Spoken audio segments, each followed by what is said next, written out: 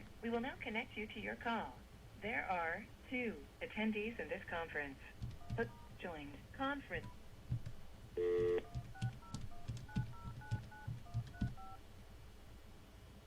Hello.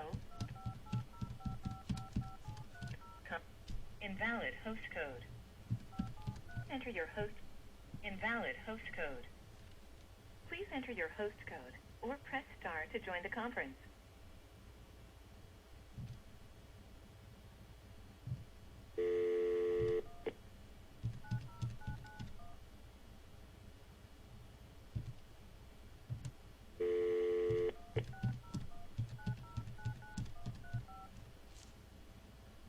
Hello.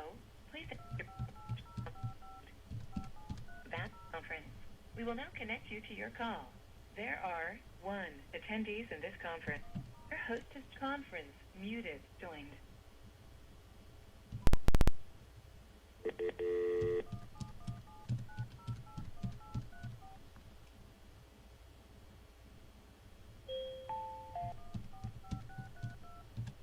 Access code accepted. There is 1 other participant in the conference.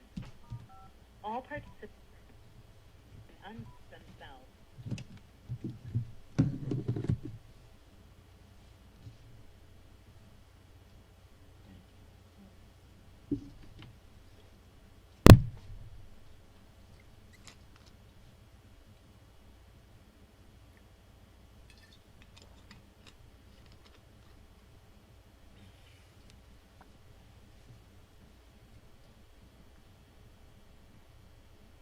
You can start the recording.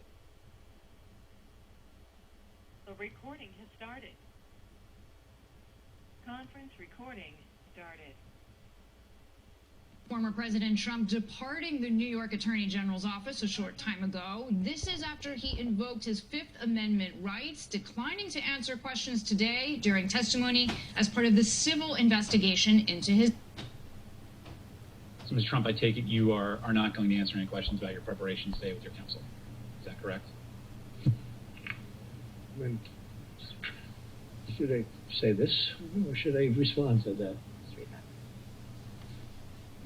When you have your staff taking the Fifth Amendment, taking the Fifth, so they're not prosecuted.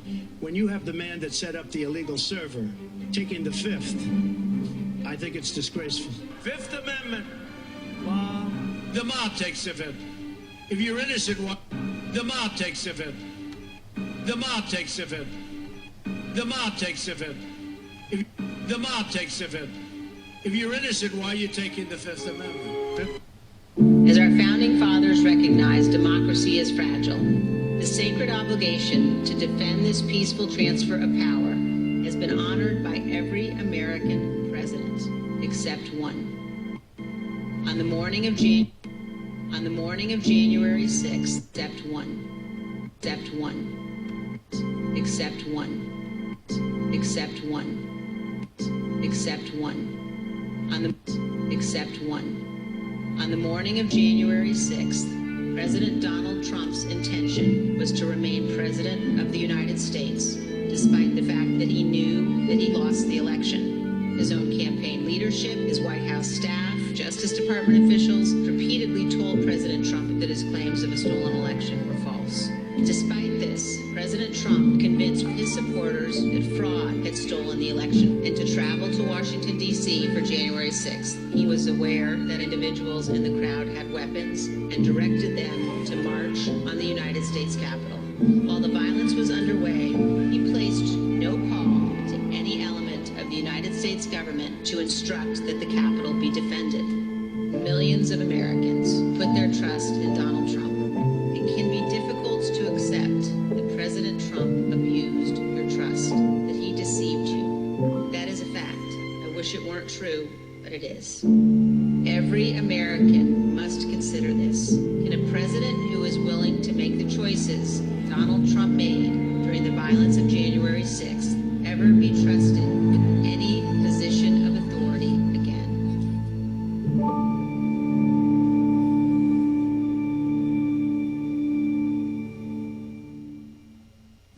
As the sun rises, we raise the flag a symbol of all that we hold most dear as Americans. Courage, opportunity, democracy, freedom. They're the values and beliefs that built this country and still beat in our hearts. But they're under attack by an extreme movement that seeks to overturn elections, ban books, and eliminate a woman's right to choose. Joe Biden has made defending our basic freedoms the cause of his presidency. The freedom for women to make their own health care decisions. The freedom for our children to be safe from gun violence. The freedom to vote and have your vote counted. For seniors to live with dignity. And to give every American the freedom that comes with a fair shot at building a good life. In small towns and big cities, we raise our heads, our eyes, our hearts for America, for the idea of this great country. Joe Biden is running for re-election to make certain that the sun will not set on this flag. The promise of American democracy will not break. Democracy must not be a partisan issue. It's an American issue. As your president, I will defend our democracy with every fiber of my being, and I'm asking every American to join me. For freedom, for democracy, for America, Joe Biden. I'm Joe Biden, and I approve this message. And I said it before and I'll say it again. I'm the son of man, and I support Joe Biden for president wholeheartedly. Pick up your copy of The Son of Man Speaks magazine today. With The Son of Man Speaks magazine, you'll receive automotive tips, wholesome recipes, financial advice, and most importantly, a true understanding of the Word of God. Get your copy of The Son of Man Speaks from these select locations. Sisters, Braid 2, 18070 Mount Elliott, the Shell gas station, 13110 West 7 Mile Road. To get a subscription, call 601-786-9788. That's 601-786-9788. The Son of Man Speaks magazine, dedicated to becoming free indeed.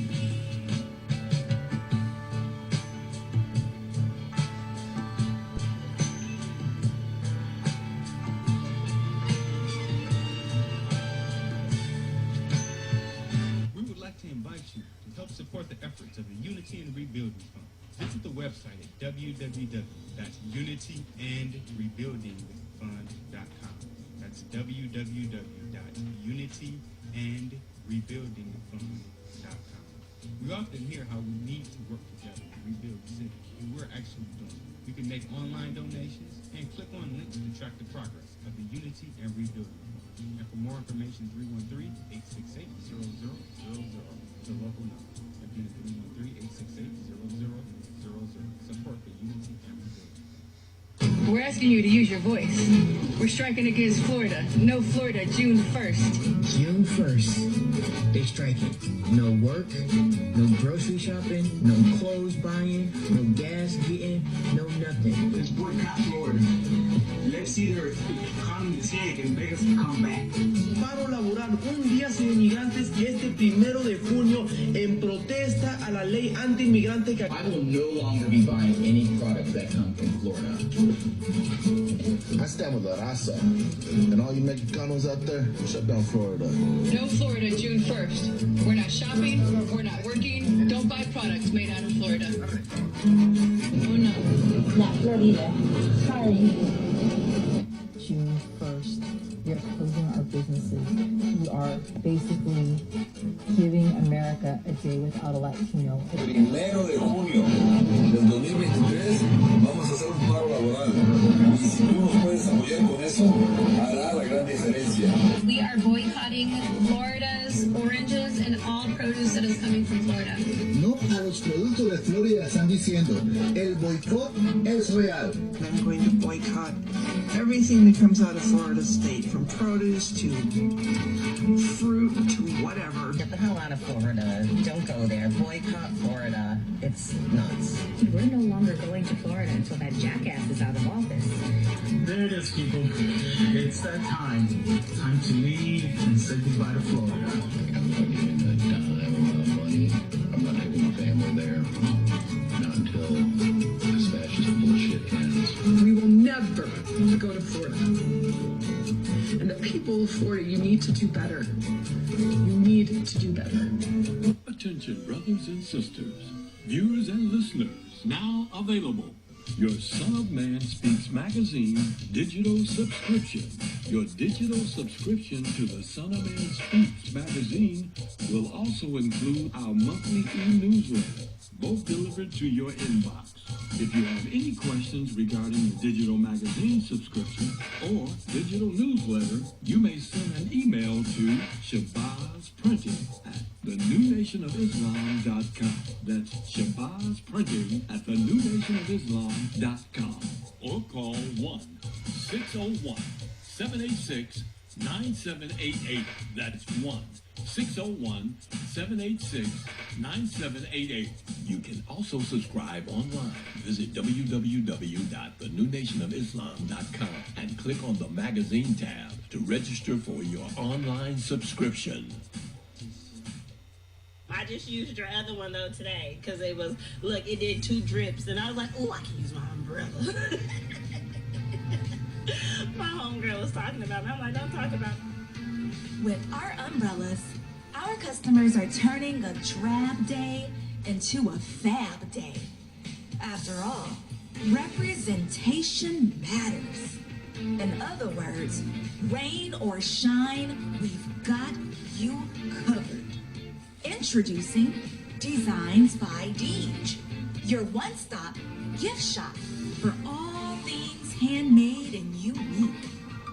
Our products range from our most popular umbrellas, blanketed pillow sets, handmade coasters, and other statement pieces that showcase the beauty of our melanin and natural hair in a beautiful and empowering way. You can find our brand at the sister shop locations in New Jersey and Atlanta, Georgia, or you can visit our website, www.designsbydeej.com. Again, that's www.designsbydeej.com.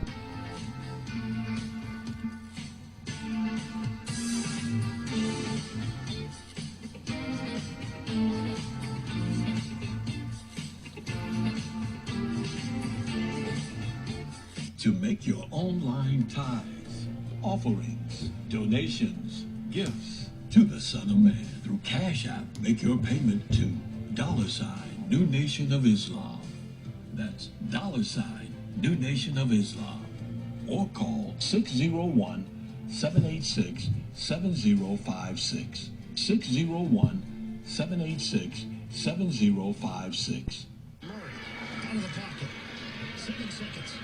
6 seconds. Murray, here's the downfield. Oh man, the power's out again.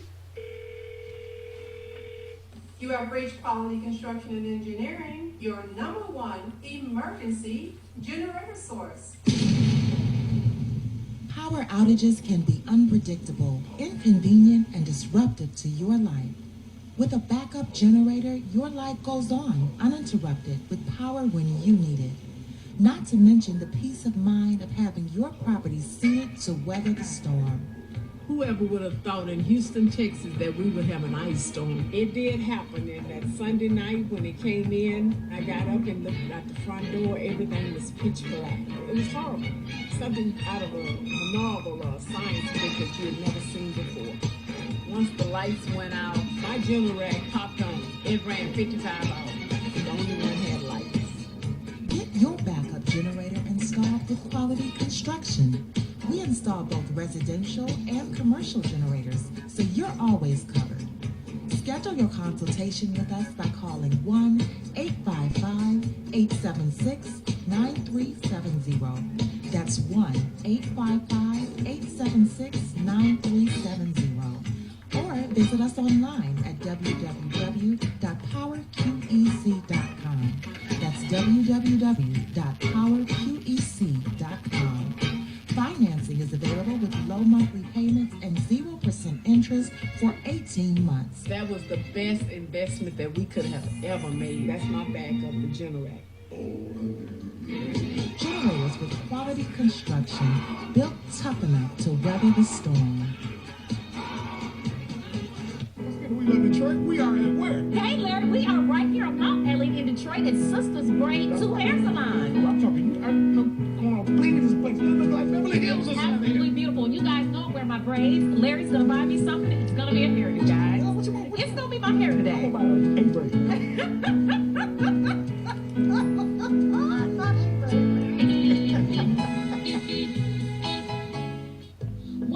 Welcome to this week's edition of We Love Detroit. I'm on Detroit's east side at Sisters Braid 2, a beautiful hair salon. I am here with the CEO, Miss Crystal. How are you today, Miss Crystal? I'm good. Thank you. I am so excited to be here. Everybody know I love my hair and I love my braids. Typically, you guys know, but you have to tell us, how did Sisters Braid 2 get started? We started Sisters Braid 2 in 2009 in order to bring back some experience and quality and great customer service to this craft that I love so much. Yes, wonderful. And it's so clean and professional. And I have such a warm feeling when I come in. It's beautiful in here. It's decorated so beautifully. What made you come and choose this spot right in the heart of Detroit, Detroit East Side? What made you come over? Well, we have this building and we just wanted to do something with it. It's a collective effort from the New Nation of Islam. And we came in and they allowed me to decorate it and set up like I wanted to, and that's how we got started with that. Now listen, not only do you guys do braids, because that's what's in the title, but you don't only do braids, you do all hair care here, right? Yes. Let's talk about some of the other services you offer. Yep, so we offer all phases of braids, but we also offer natural styles like 2-strand twist, scalp twist, men's braids, children's braids, press and curls. The only thing we don't do is chemicals. Okay, yeah. Perfect. And that's really important for all year round. And it's so huge now. It's been about protective styles for our hair, not just for the winter month, but all year round. It is important to protect our hair the best we can. And you do all styles for that. So I love that. But let's talk about an important product that you have, a really well-known product. Let's talk about it. Okay, right. That's our Sister Shea oil.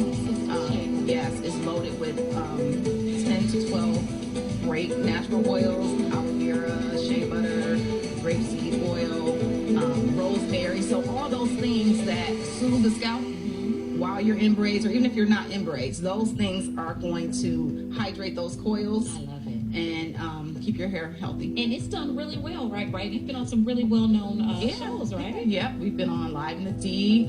We've been on Channel 7. We're featured in Small Business Saturdays. Fantastic. We have the Spirit of Detroit Award. She's on the Spirit of Detroit Award. Yeah, and now she's on Detroit Award. We Love Detroit. Absolutely. Now she's come around. Yes. Absolutely. We just love it. Right here, Sisters Shea is the product. Sisters Braid 2 is the shop. When are you open, Crystal? We're open Tuesday through Saturday.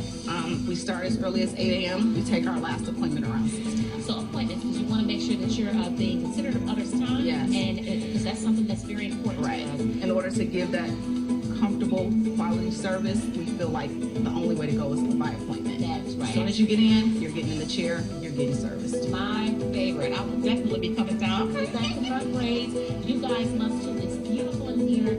Over a decade of experience, wonderful customer service. It's so beautiful in here. I have to say again, right here on Detroit's east side on Mount Elliott. Sisters Braid 2. Yes. You have to come down. They got to come down and see us, right, Chris? Yes, absolutely. Because we love Detroit. Yes. We love Detroit. Yes. We love Detroit. One more time. We love Detroit.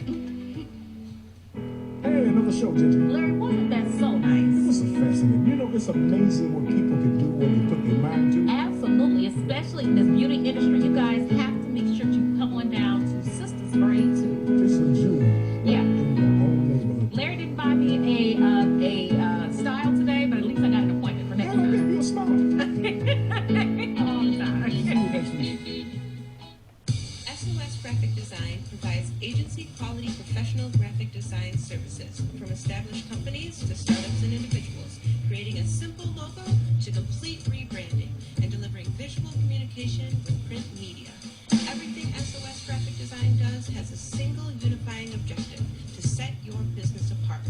We are at your service. Call 313-342-2166. That's 313-342-2166, or online at www.sosgraphic.com. Also, westgraphicdesigns.com. The views and opinions expressed on the following show are not necessarily the views and opinions of WHPS, its affiliates, management, or sponsors.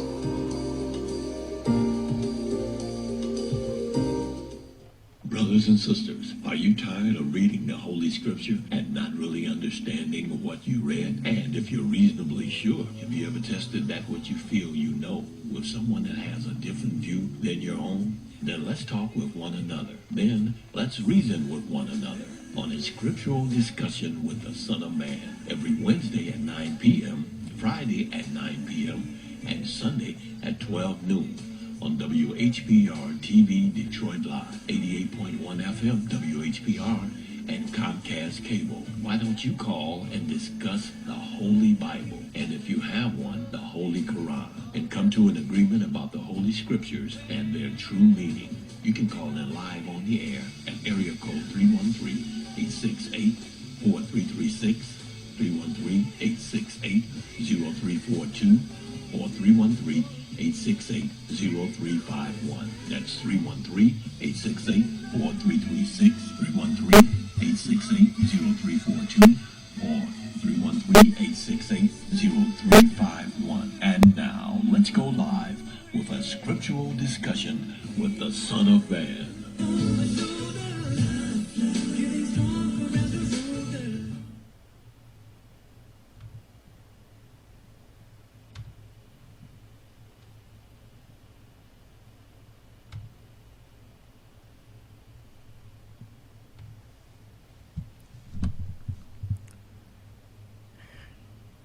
In the name of Allah, the Beneficent, the Most Merciful, the Truthful, and the Most Just, I greet you all once again who are hungry and thirsty for the true understanding of the Word of God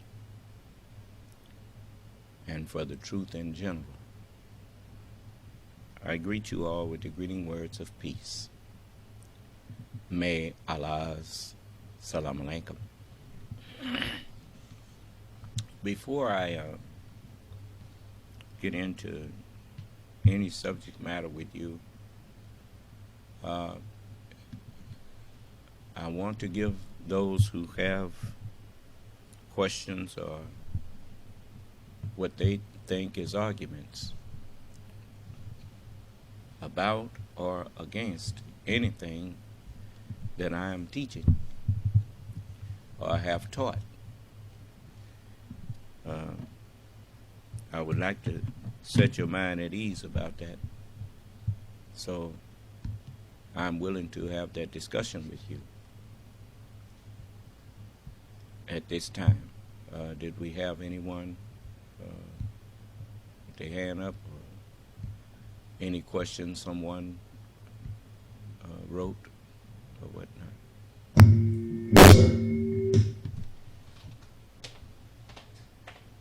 Check it again. Testing.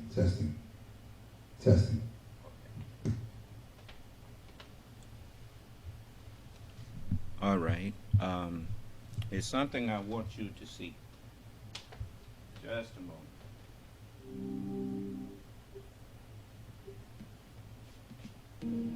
By providing blankets for comfort and warmth, and encouraging messages of hope to help support nearly 300,000 patients facing cancer nationwide. We call it the Subaru.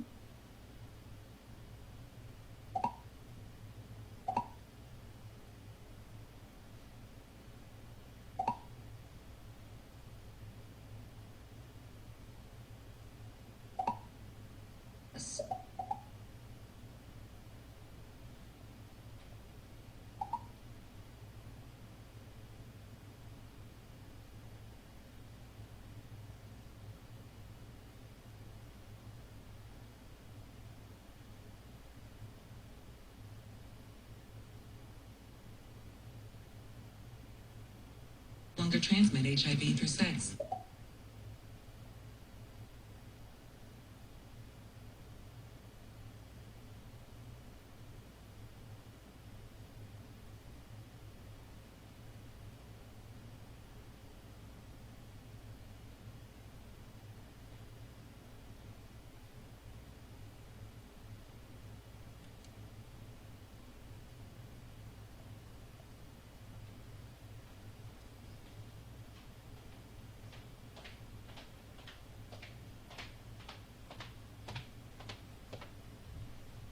I want you to pay good attention to what you're about to see and hear. You know, people who do wrong and who lie, you know, as much as you all love money, I'm surprised you haven't studied the money more. And I mean, you carrying it around, and yet you haven't really paid attention to what's on all of your money.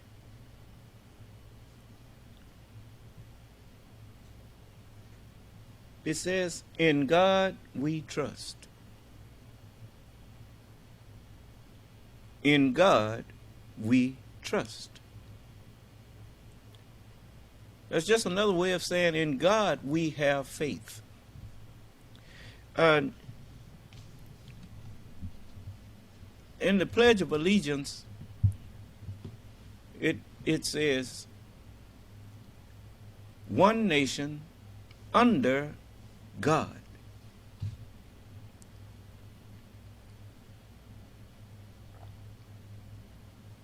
In God we trust. Now, that alone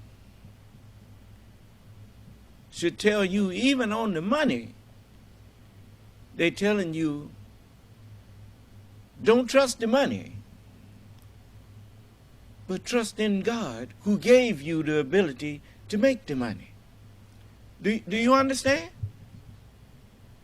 You don't worship the things that God gave you. Worship the God who gave them to you. Do you understand? You know, people spend their time, spend all their life worshiping gifts that God gave them. That's why you notice they get to talking about the lifestyles of the rich and famous. He's talking about all of this, the wealthy stuff, the stuff he got. But he never even think about, you'll never hear him say, you know, I praise and bless God. I'm so thankful that he gave me this and he gave me that. He gave me that. Allah gave me this building here. Allah gave me these nice cars to ride in. Gave me all these nice chairs to sit in. Guided me to doing all of these things. Guided me to building a bakery.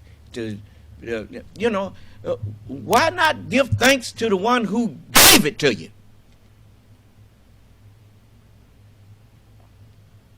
But that's why you always wind up losing. It's just like now. The history is repeating itself. While Rome was burning, while Rome was being destroyed and just going down, Nero, the emperor, they say he was fiddling. And many people thought that meant he was playing on a violin or viola or something. No, it meant just what the majority party in the House of Representatives is doing, while America's falling apart, while guns are destroying the brotherly feeling that one American has for the other. And while people get out on the airways and lie, purposely, just outright lie. When you say in God we trust, you are saying in truth we trust. Remember, the scripture says, in the beginning was the Word, and the Word, it sure wasn't a lie. The Word was the truth. In the beginning was the truth, and the truth was with God, with the best knower. Let every soul be subject to the best knower.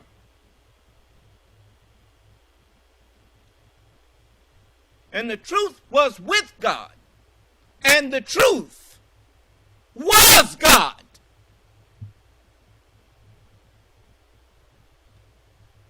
If you say in God we trust, you are saying in truth we trust.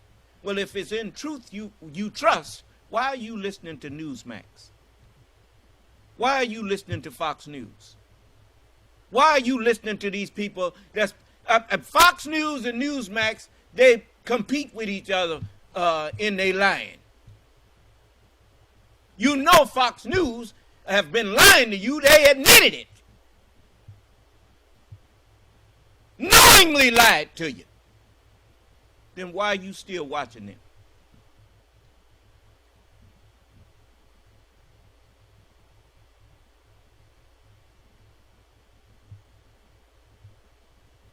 Why don't you take the advice of your founding fathers who had the wherewithal to even put on the money a reminder? In God, in truth, we trust. I remember, you may not remember, but I remember when Southern white people took stock in saying, my word is my bond. They used to say it. All he had to do was give his word, and that was enough.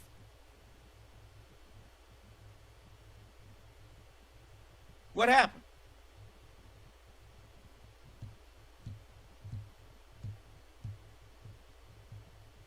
You can't get no signature loans no more. Hard to get a signature loan now. Why? Because people's word ain't worth squat.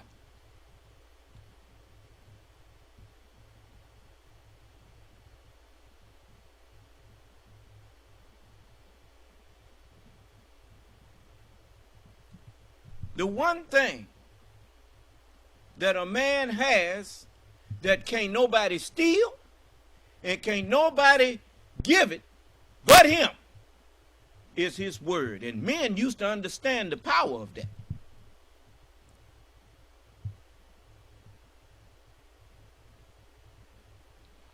That's why that oath of office and all of that stuff. You remember Rusty Bowers? When they tried to get Rusty Bowers to go against the oath he took, he told them, you want me to go against the oath that I took? You want me to go against everything that I believe? I can't do it. Huh? He said, I gave my word.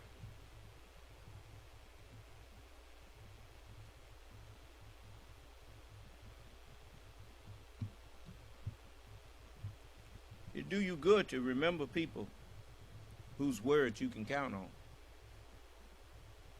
You know why? Because when you don't know what's going on, you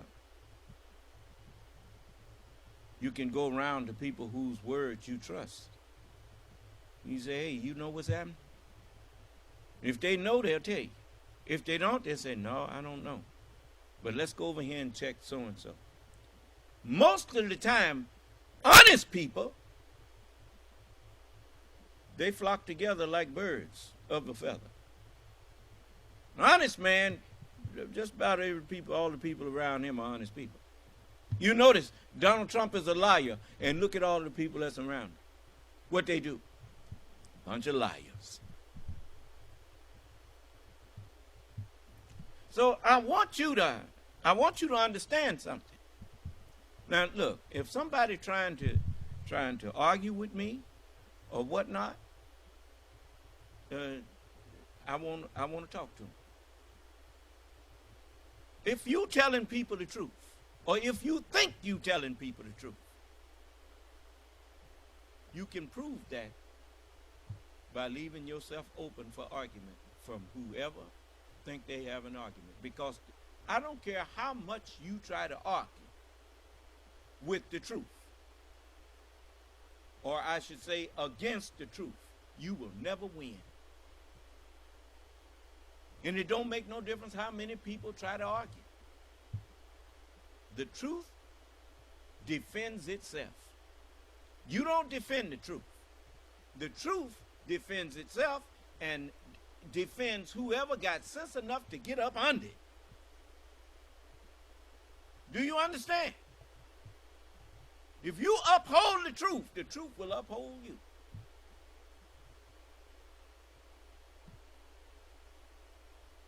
I'm proving that. Living proof of it is standing here talking to you. I ain't got no guns. I ain't got no guards around me that you can see. And all these hateful people walking around in this country always threatening people and talking about what they're going to do to somebody. Tell them, won't you go down there and do it to the Son of Man?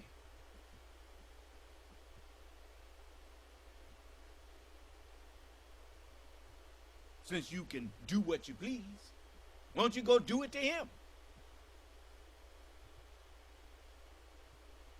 I'm not afraid he gonna get out there in them woods and do me like he done Medgar's. Medgar's was following them. I don't follow white people. I'm not his disciple. He have no authority over me.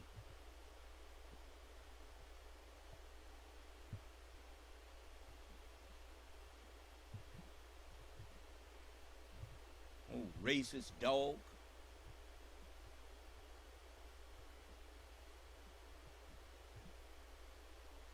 You wouldn't be scared of him if you get behind me. Allah removes the fear. That's the first thing that he said what will happen when you are a believer. On the true believer, they shall not fear, nor shall they grieve. Why? Because how did the devil get you to do what he wants done and to stop you from trying to stand up against him? He put fear in you. Well, I'll kill you. That's what they say. They'll kill you. Huh? But Allah says, no soul dies without my permission. Do you understand? You remember? And if you doubt that, go to the first chapter of Job and look at what the Lord said to Satan. All that he has is in your power, save his life. Don't you take his life. Huh? I didn't hear you. Matter of fact, he couldn't take nothing or touch nothing Job had without God's permission. I didn't hear you. All right. So, don't be afraid. Speak the truth. I remember one time CNN used to say they was the most trusted name in news. And they were. Till whoever owned it sold it. Now, you saw that farce of a so-called town hall meeting supposed to be with Donald Trump, brought a bunch of sycophants in there.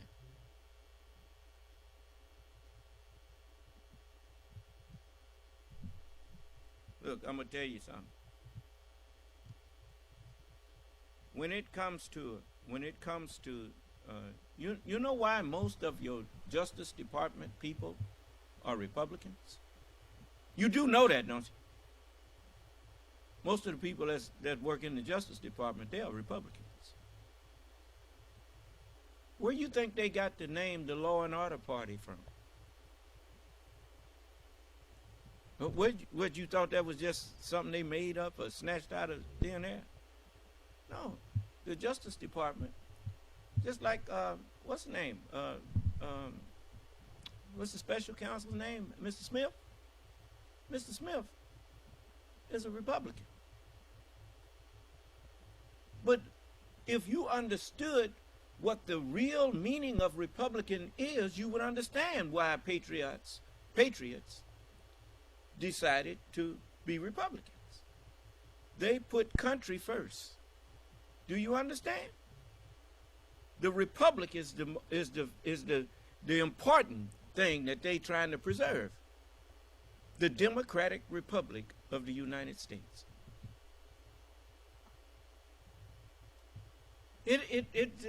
You know, anytime a man claims to be a racist, when he's a proud racist, he's not a Republican.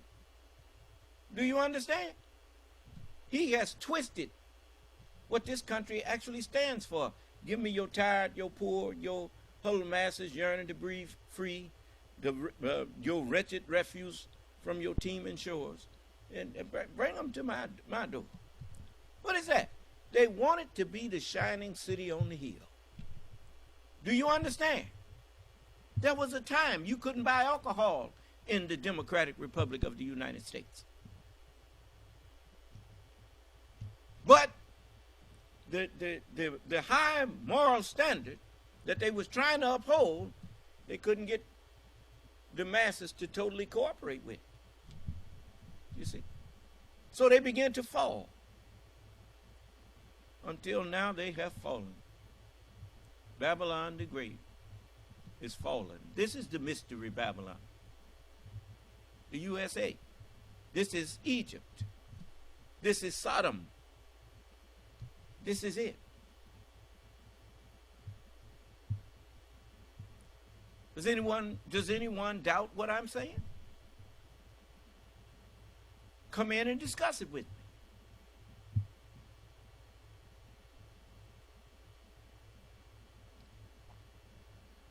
You do all that big talk and everything behind my back. Why don't you talk to me to my face? And that way people can hear your side and my side.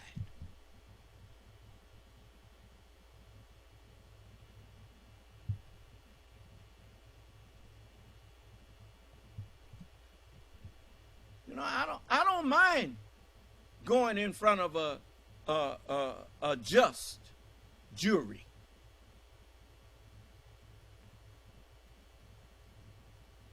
If justice is not on my side, then I'm on the wrong side.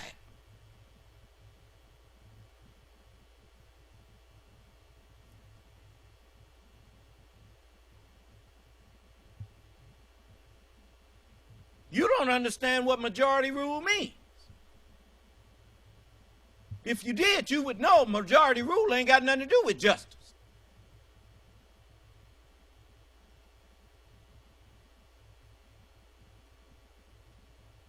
Majority rule is just that. Whoever is the majority party, they get to make the decisions about things. So if you want, let me tell you something. If you want a government that works, you had better get people up in the Congress that's not fiddling, meaning sitting up there just doing nothing while the country going down.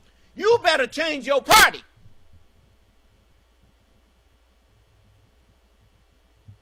Don't nobody keep a car and sit there in a car that the motor done locked up on. They call the tow truck, take this thing to the junkyard.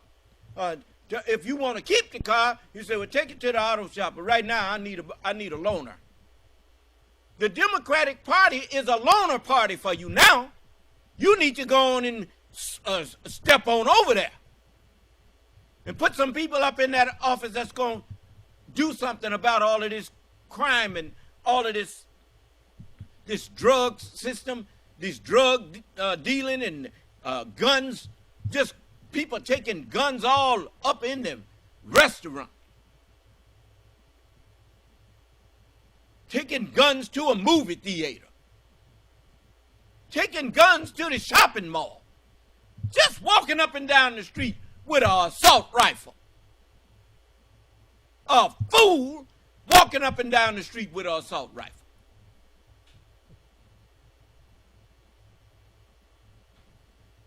Last time I saw people open carrying M16s and stuff was when I was in Vietnam.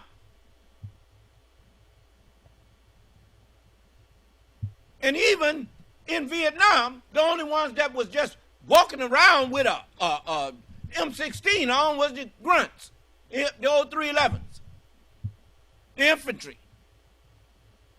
They'd come there and they had the rifles and whatnot. And we fixed them, repaired them, and got it all ready for them. But That wasn't just everybody in the compound walking around with no rifle. What you walking around with a rifle for in the compound? What's on your mind? You go to a Marine Corps base, you don't see everybody walking around packing.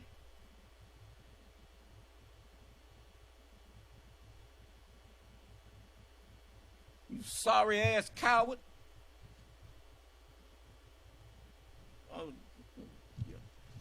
Anytime a man think he need to be packing a gun when he go out on the street or go to the store, what you think that song was about? They stone me when I'm driving in my car, stone me when I'm playing my guitar, stone me when I'm trying to be so good, stone me when I would not think they would. Just stone. Everybody must get stoned because the cowards is out there. People that want you to be afraid of them, it's because they are afraid themselves. They are a bunch of cowards.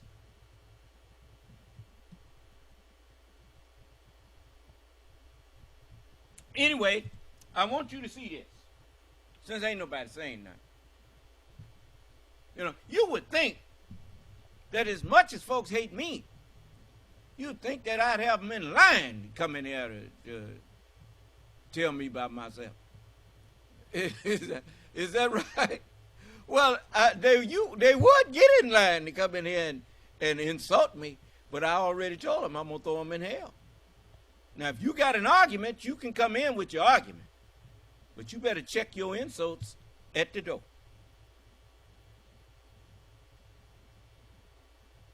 Now, whatever I said that's not correct, if you want to correct me on it, come in and show me how I was wrong. And don't forget, I grew up in this country. I know when I was out there on them streets growing up in the ghetto, as you call it, the ghetto, man, sometimes you had to carry your knife or my daddy carried a rug cutter. I mean, really. But them hook blade rug cutters, he kept one of them in his back pocket. But man, growing up in the black community, understand something. The only thing black about us was our skin. But black people had white people's minds, and that made us terrible to each other.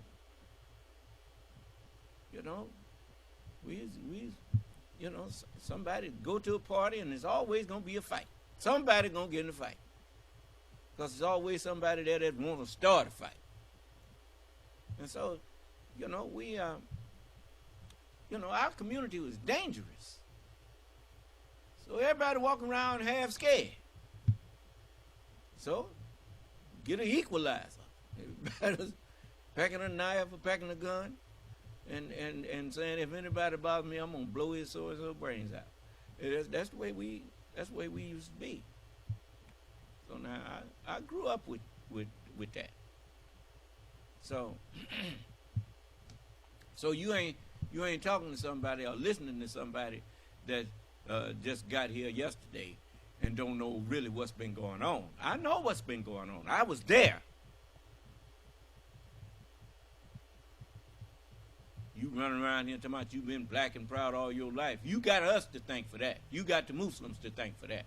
You ain't been no black and proud all your life. Without us, you'd still been a Negro. And a black nigger at that.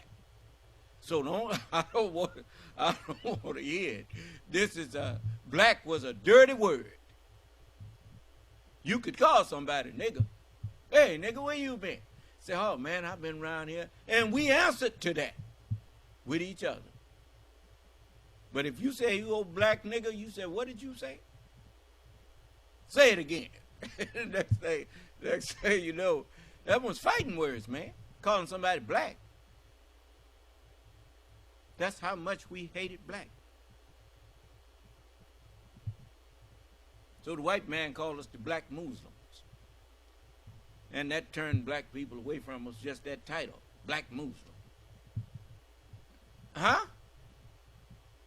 Oh yeah, he had dog whistle words for us. You know, just black was a dog whistle. Nobody want to be black.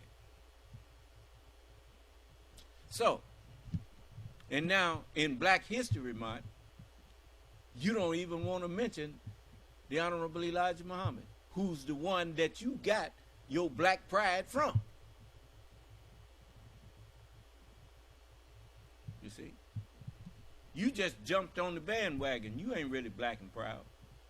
That's why you look at the community of the average black person's community in this country, and you see it's all run down, nasty. And the same thing was when you was calling yourself Negro. You ain't nothing changed.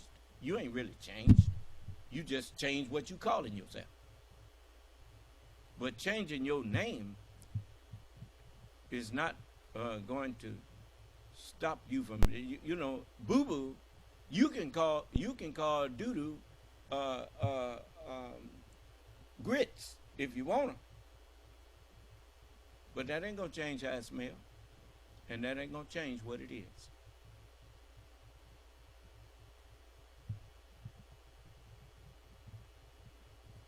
If you really want to have black pride, you need to get in my class. Every time I'm on the air, you need to be in the classroom. And right now, that's every day, every evening at 8 p.m. Central Time. You adjust your time zone, and I will give you the pride that you need. The same pride that I have. Not fool's pride, but the pride that won't let me sit around in a junkyard and calling it home.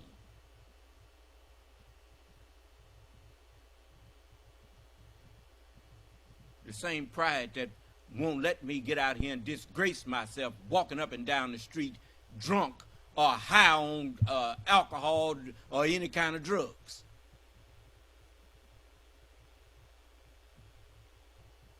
The kind of pride that won't let me walk up and down the street with my behind out and my pants ain't got sense enough to pull up my pants. I got too much pride to let myself look like that. I don't want nobody looking at me shaking their head. Look at that pitiful man. There ain't nothing pitiful about me. Nothing. And it won't be nothing pitiful about you if you get behind me.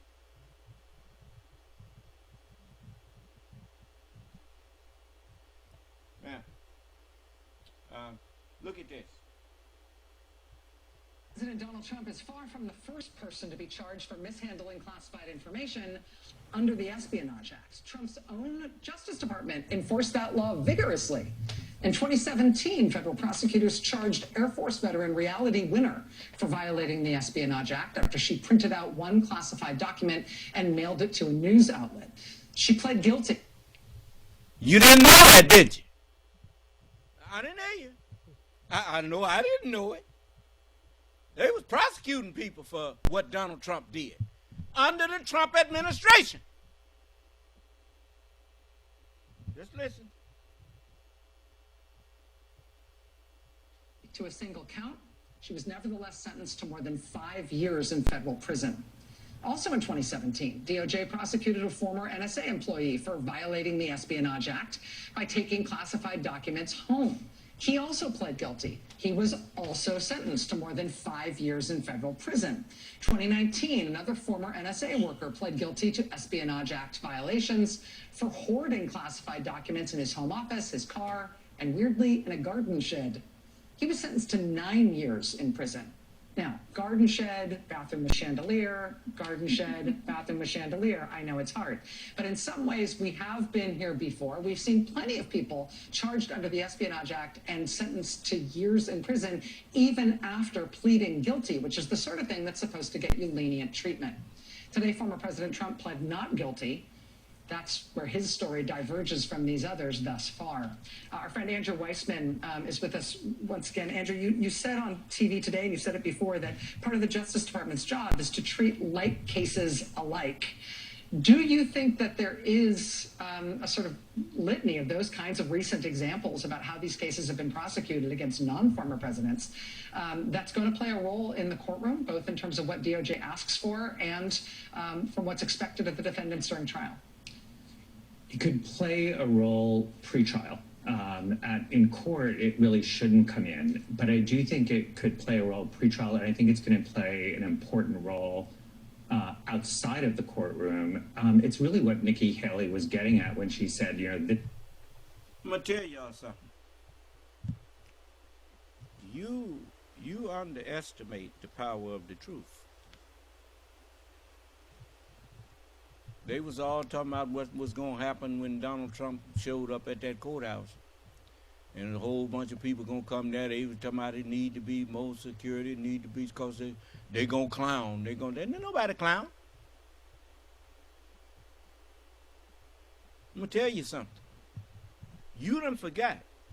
I told you that you playing with something that God set in motion. Just remember this. While you trying to destroy this country,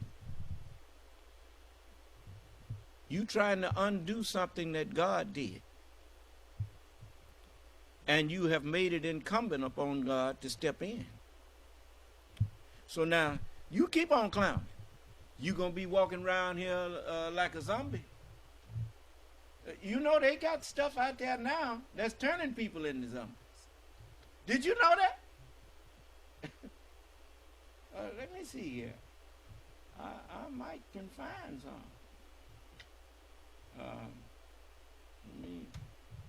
It was on, I couldn't believe it. I said, boy, this stuff is getting real here. Let me see here. I recorded a little something, but I thought I said I ain't gonna show this, because this probably fake, and I just couldn't believe it. Let me see, just a moment.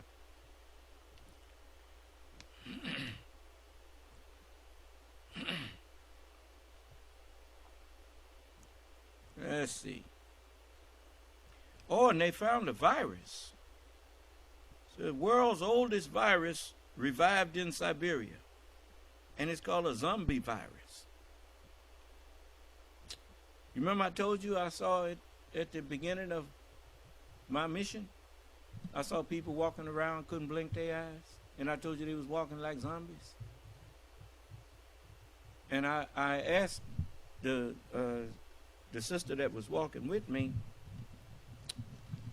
so what's wrong with them? And she said, those are your brothers and sisters who rejected Islam. And it was white people, it was black people, and they was just all walking around, couldn't blink, and wasn't talking. And I was angry at them. I didn't even know why I was angry. Now I know. So we just about at your end. Remember now. See, I have to be in this stuff with you. In all of their affliction, he was afflicted. The scripture said it behooved God to make me perfect through sufferings, through experiences. You see? So that I wouldn't be ashamed to call y'all my brothers. You see? But I know you don't believe that. That's okay. You ain't never got to believe it, boy. Girl, you just keep on clowning. But I want to show you something here. This is some terrible stuff, man. The boys is mixing tranquilizer with the other drugs. Let me see here. Let me see. I think this one is it here. Give me a minute.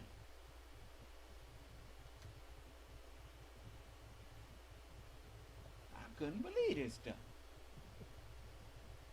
Look at this.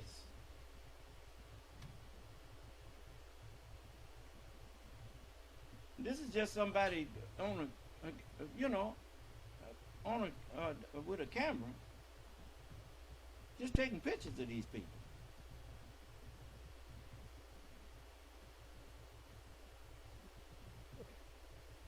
I mean, that's crazy.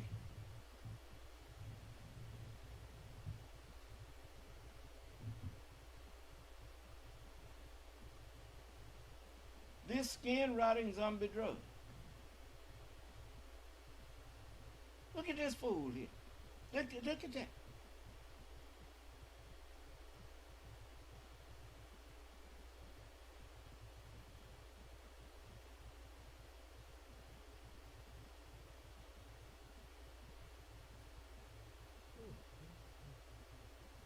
Is that crazy?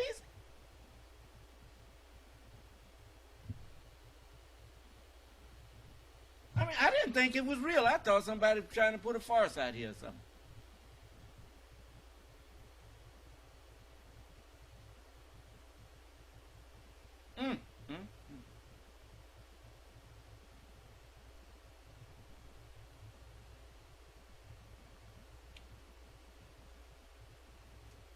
Then I went and saw the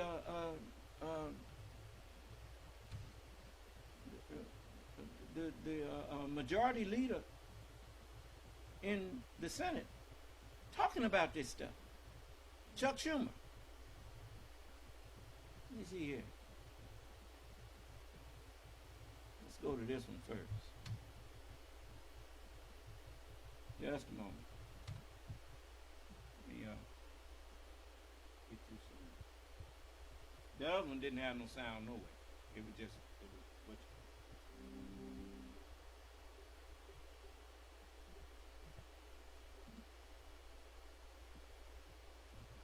scourge fentanyl has been across the New York area, New York City, Long Island, all the suburbs. But now we're seeing a new, even worse type of drug being mixed with fentanyl. It's also mixed with heroin and other addictive substances. This new drug could be a nightmare. It's called xylazine. It's a deadly, skin-rotting zombie drug that evil drug dealers are now mixing with fentanyl, with heroin, and with other drugs. And it's already bringing a horrific wave of death and overdose to upstate New York, and it's on its way to New York City and Long Island, where we've already seen it begin to rear its ugly head. Now, just a moment. I want to warn those of you who deal in these drugs. I'm going to let you see what's written here. And you can take it or leave it. This is 1 Corinthians. You remember in the 25th chapter of Matthew, it tells you that as you did it to the least of these my brethren, you did it to me. You remember I stood here and told you I wouldn't care if you gave me $1 million a bottle. I'm not going to sell alcohol to nobody. I'm not going to sell no marijuana to nobody. I don't care how much you legalize it and all of that kind of thing. It ain't legal to me. It don't stop being harmful to people just because you done passed a law that say you can do it. No. See, morality. When you see something is harming your fellow man, that you selling and making your living off of.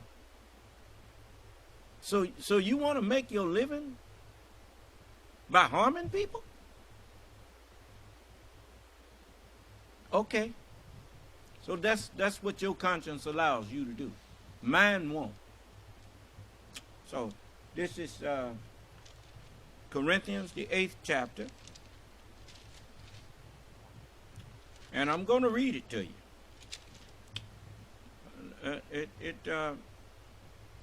It's the 8th chapter, and I'm going to start. Let me see here.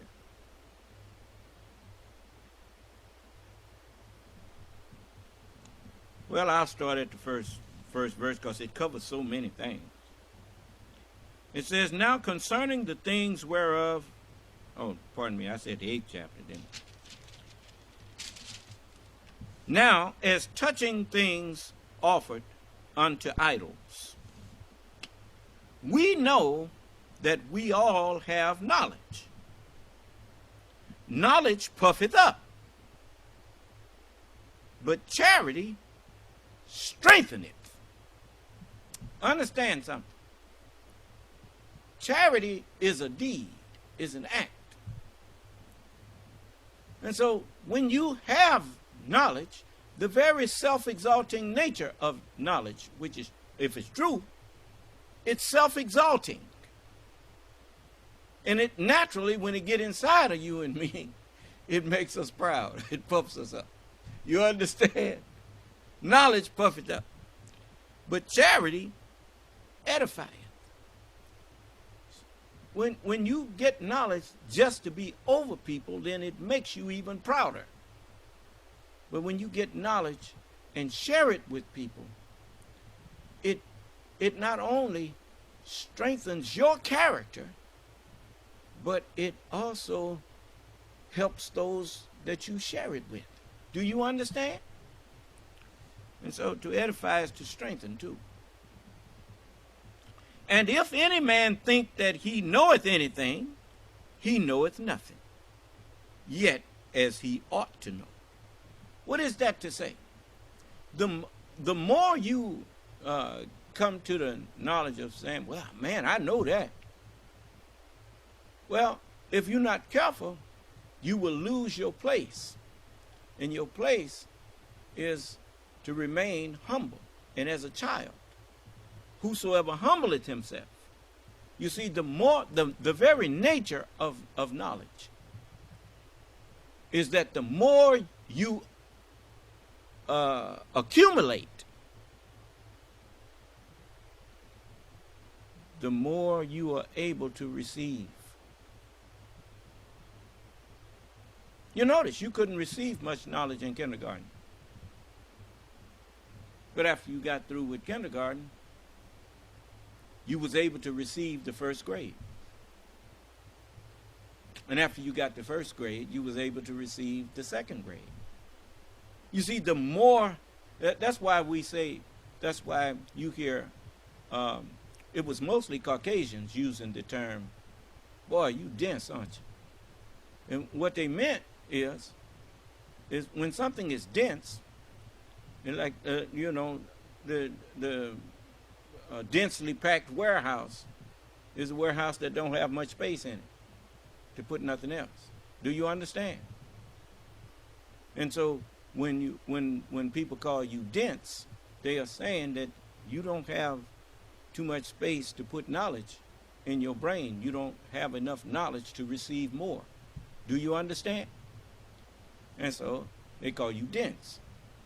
But it's just like the universe. Many people, they think backward. They think the universe started off empty. When the universe ain't never been empty. If it had ever been empty, that's what it would be now. Do you understand? But every time the mind that was in that matter began to compress and form matter into different forms, the space that matter was occupying was no longer occupied by that particular matter, and space was created. We made space. We created space. Do you understand? And the more we put matter into different forms and compact it together, the more space is created. Do you understand? Okay, it's the same with your mind. Then it says, So it says, and if any man think that he knoweth anything, he understandeth nothing yet, as he ought to know, as he ought to understand.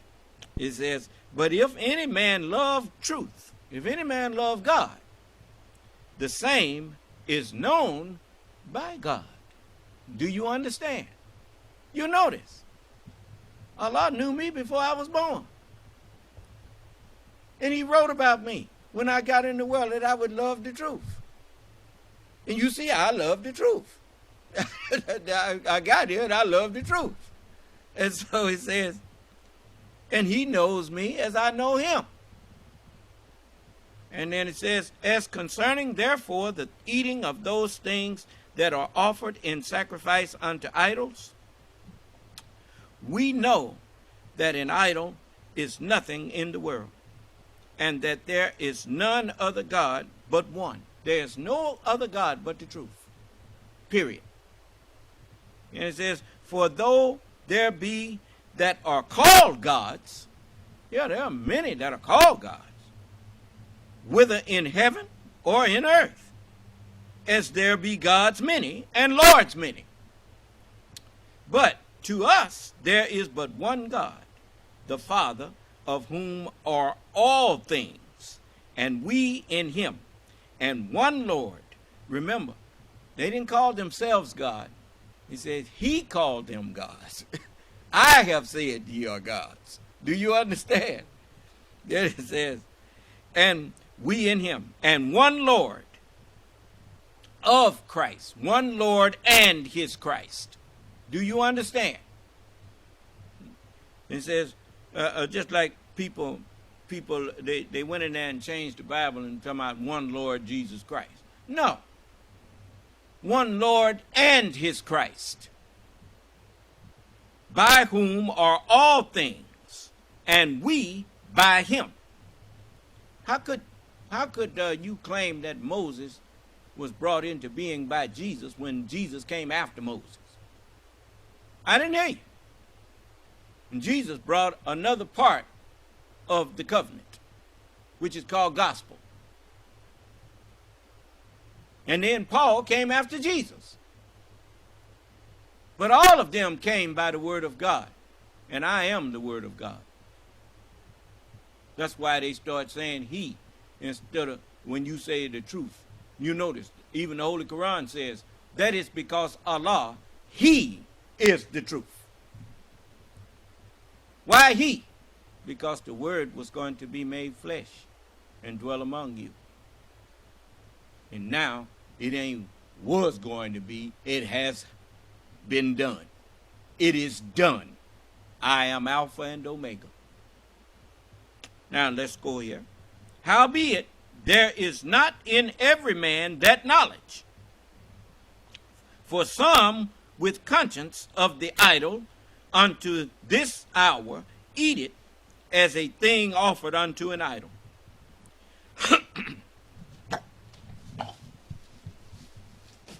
Excuse me.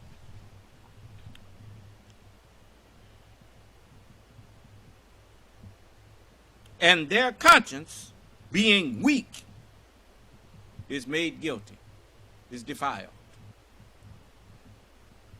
It's just like when you understand that there's not but one God. Truth is one. It's if something is the truth, it don't make no difference who's telling it or who's saying it. The truth don't stop being the truth because it came out of a hellish mouth.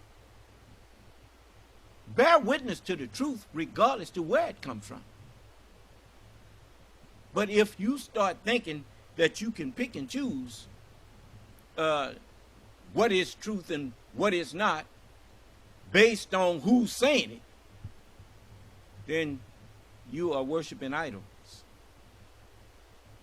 Because you have set up a partner with Allah. I don't set up partners with Allah. I recognize Allah wherever he decides to manifest himself. Because he is all and in all. I didn't hear you. Okay. Then it says, so But meat commendeth us not to God, for neither if we eat, just a moment, yes, for neither if we eat or we the better, are we the better, neither if we eat not, are we the worse. But take heed lest by any means this freedom of yours become a stumbling block to them that are weak.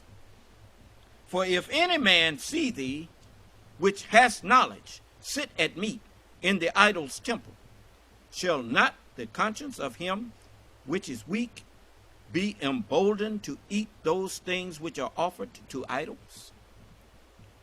That's just like when Farrakhan and them was standing up there telling everybody that the messenger chose W.D. Muhammad to take his place. They knew better. You heard it on the Theology of Time. The messenger told them wasn't nobody coming behind him but God. I didn't hate. They had heard him on an interview say, I don't do that. I don't choose no successor. If there's a successor, Allah will choose him. I don't know nothing what a successor would do. But they stood up there, even knowing better, they told people that they should follow W.D. Muhammad. But that was the prophecy, that every, the nation was going to go down to almost nothing. Well, how do you take it down? You tell people that what they was believing wasn't right, and see how many of them will follow you. The messenger said the nation was honeycombed with hypocrites. That's the first thing that came out of some of the hypocrites' mouth when they, like you sisters that's out there that hear me. If you remember when W.D. Muhammad told you to take them garments off, and you said about time. A lot of y'all saying about time. What you mean about time? So you was wanting to get out of them garments.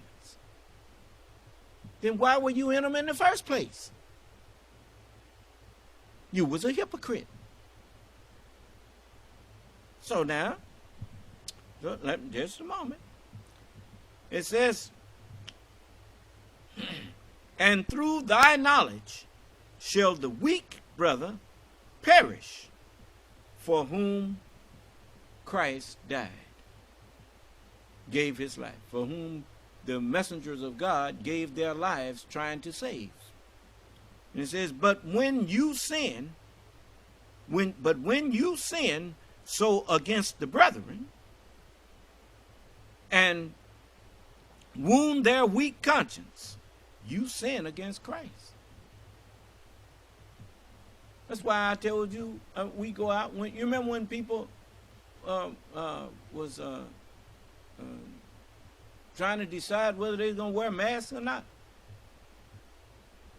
And I told all of y'all, when you go out in that public, you put a mask on. I don't want nobody looking at us and looking at, well, the Son of Man ain't wearing no mask, so I ain't going to wear. No. I ain't going to be no stumbling block for people. I'd let you see me get the vaccination, even though Allah promised me that stuff wasn't going to even come near me.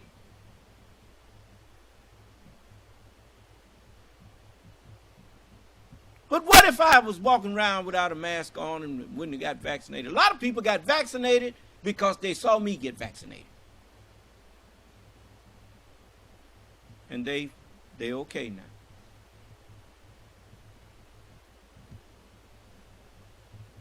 What is the point of having a message that would convert people if ain't nobody alive to be converted?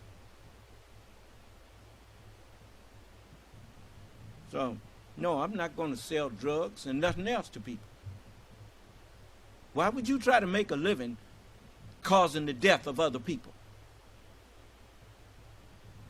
Let me show you what they doing, what these things is doing to people.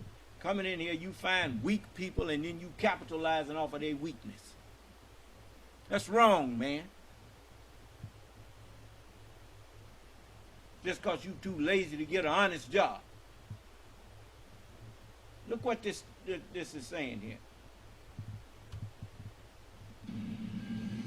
We'd been told to come to the junction of Kensington and Allegheny. We'd been warned that we would meet people in the lowest moment of their lives. And under the train line, in the cold and the wind, in this northern suburb of one of America's great cities, there they were.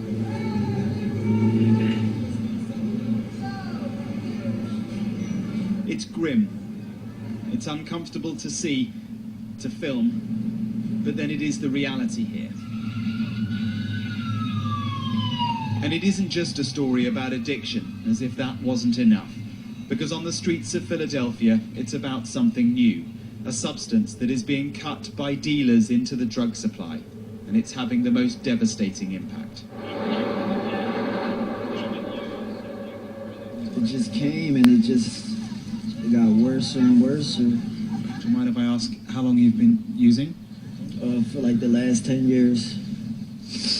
But these wounds are something new? Yes, very new. Like 6 months new. The wound is a consequence of a devastating new twist in America's drug epidemic. Thank you so much, guys. Because the substances he's addicted to are now mixed by dealers. See you on Saturday. Come see me, okay? With something that's rotting his skin. It's called xylazine, or trank, an animal tranquilizer cut with America's street drug of the moment, fentanyl. Itself utterly awful. It's volunteers who treat the wounds where they find them. It's going to be on his leg. Doctors, hospitals have no protocols for this. In the worst cases, they are amputating limbs. Is this something new, seeing the wounds? Something that just started in the past 9 months. On these streets, they're learning as they go. And almost everyone here seems to have the wounds. Sam is just 28. These are not injection site wounds. Like, these are all wounds, like, other than injection site.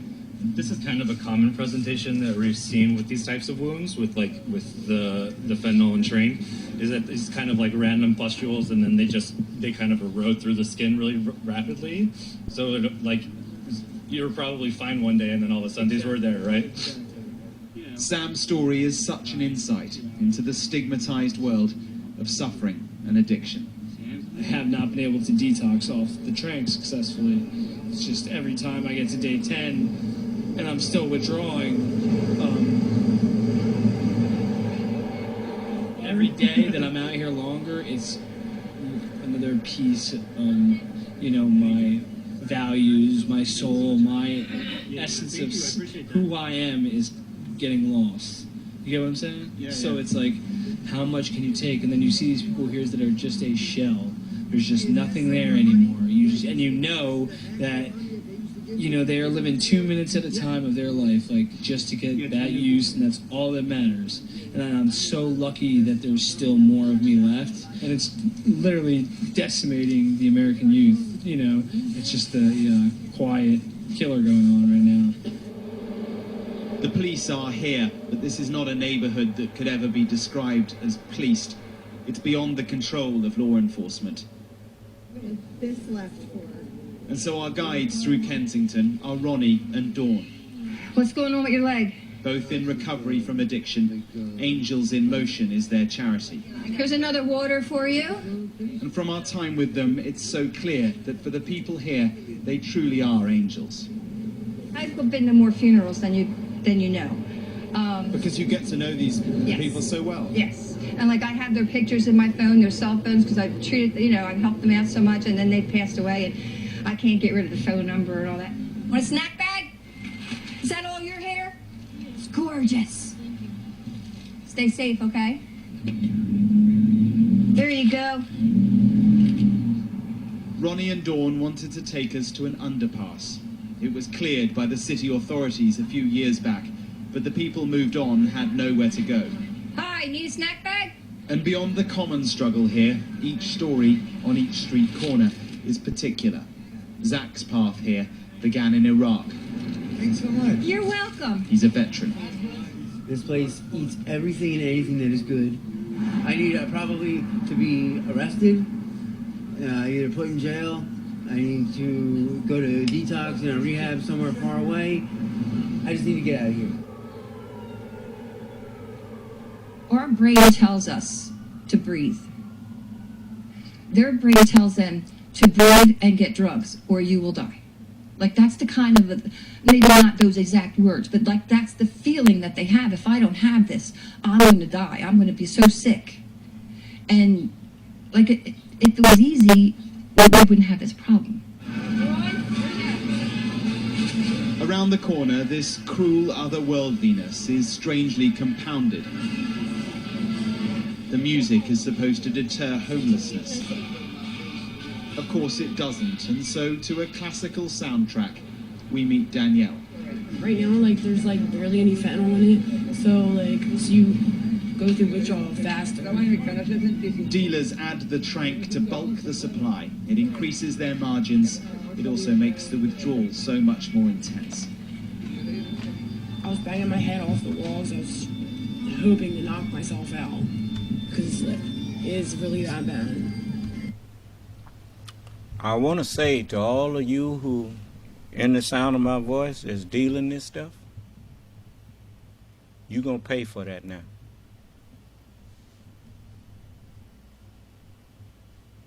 To hell with every one of you. Amen, amen, and amen. How could you look at people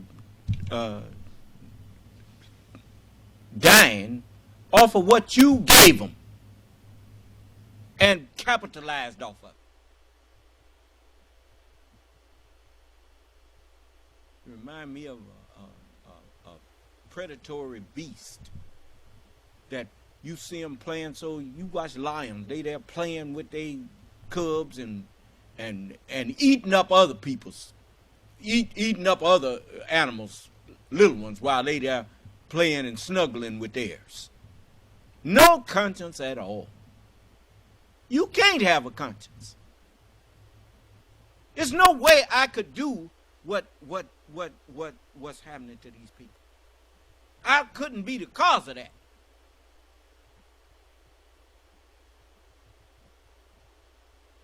I wouldn't want nobody to suffer something like that, and I'm the cause, or I helped it. I don't want that on me. Tell you what. Stop, and that sentence will be commuted. Stop now. And that sentence will be commuted. But if you continue after this, the next time you sell something, to hell with you. Amen, amen, and amen. You always give people a chance to stop. It's just like what I was looking at what the Justice Department did with Donald Trump. They tolerated and put up and talked to him for a year and a half, asking him to return the documents that he took. All them scores of boxes. And his lawyers told him, look, we need to get the Justice Department these things back. He wouldn't do it.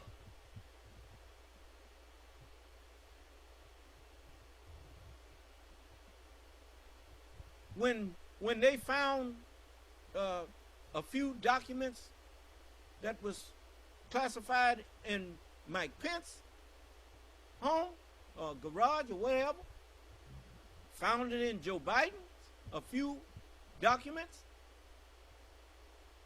both of them opened up their doors to the Justice Department and let them search their homes and everything, and they apologized and said they didn't know this stuff was in here or whatnot.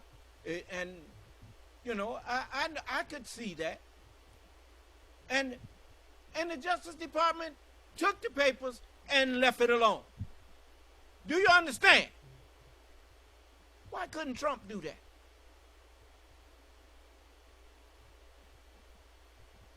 No, he didn't. It's just like you. And now I'm doing you like I would want to be done if that was me. Don't just lower the boom on me. Give me a chance to stop. Okay, you got a chance to stop. But from now on, every one of you, I suggest you tell your buddies that's dealing too that it's time to stop. Tell them the Son of Man has said he passed sentence on us that the next time we sell some of this stuff, yeah, he gonna throw us. That's the angels gonna throw you in hell. And let me explain to you what the angels are. The angels is all of this matter around you. The words that's in your brain, that's angels. Everything is subject to God. Everything and everybody. And Allah said he will uphold my word. Now we'll find out if he upholds. I'm telling you, stop dealing drugs and go get yourself an honest job, man. Do you not see you killing people? You destroying people's lives. While what is the difference in you dealing drugs and killing people or going out with a rifle and just randomly shooting people?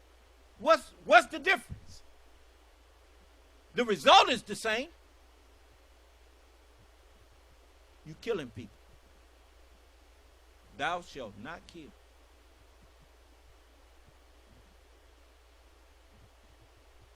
The minute you find out that what you're doing is killing somebody, it's time to stop.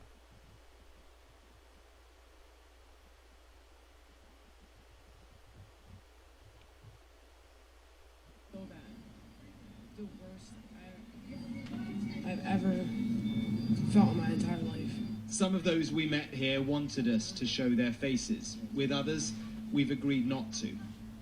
This is me shooting right here, and it like goes through, it's like trying to come out my skin. So you're shooting on one side, but the injury is on the other side as a result of the drug. Danielle is a mum of 3 young boys. Yesterday I was crying all day. I don't know what to do. I really don't. You know, this is a story that could simply be told through the shock of the images, but it is so much deeper than that. It reflects systemic problems, access to addiction treatment, mental health care, housing, health insurance. What we've seen here, the people we've got to know, their story is one of fundamental American failure. We asked to speak to the city's mayor. He was not available, but in an office overlooking Kensington, Dr. Andrew Best is the city director for substance use prevention. As of right now, there's no state or federal funding available to mitigate some of the challenges with xylazine. This is the forefront of a new crisis. Is that right? Yes, I would definitely agree. We definitely already have, been contacted by different cities. We've met with other cities just to talk about our experiences. Big challenge. It is a challenge, yes. America is so often defined by 2 words, hope and opportunity. And yet on these streets, we found so little of either. Mark Stone, Sky News, in Philadelphia.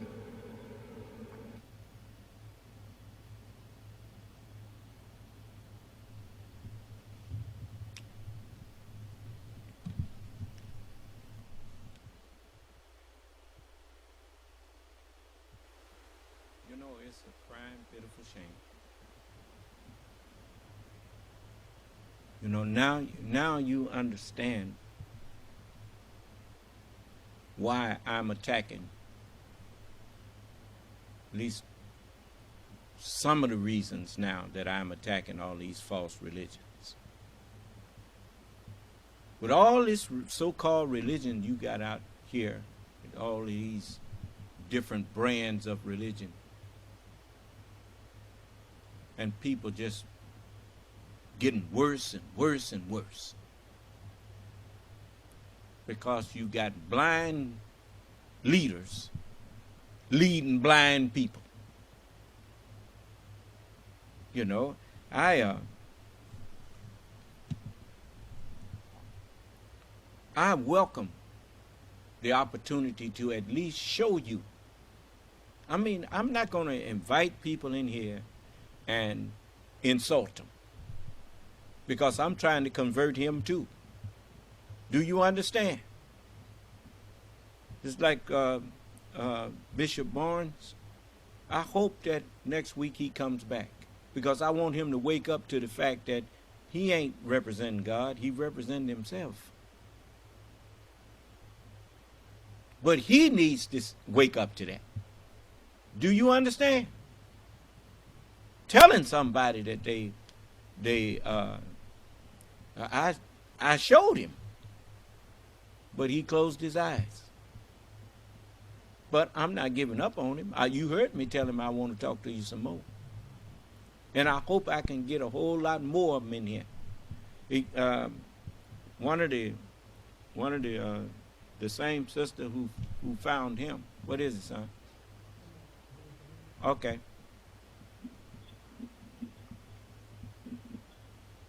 Caller, you're unmuted. Hello.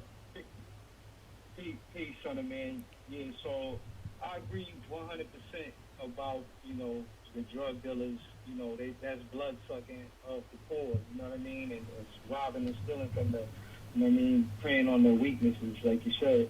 I have one point, though, that I would like to get some clear understanding, though, like, because, like I know how you advocate for, using the mask and everything due to upon the medical recommendations and everything like that. Now, I know that you mentioned the point that, just because something is made legal does not make it right. And I agree with you when it comes to the marijuana. Now, when you speak to the side that deals with it health-wise, because a lot of it was legalized for medicinal reasons. It wasn't just like it was... Understand something. Like an alcohol. Just a moment. It was more medicinal. Okay. Just a moment. It was always okay to get it with a prescription. They didn't have to legalize it for that purpose. They legalized it so people could make money off of it, like alcohol. I mean, they always was able to give prescriptions to have that.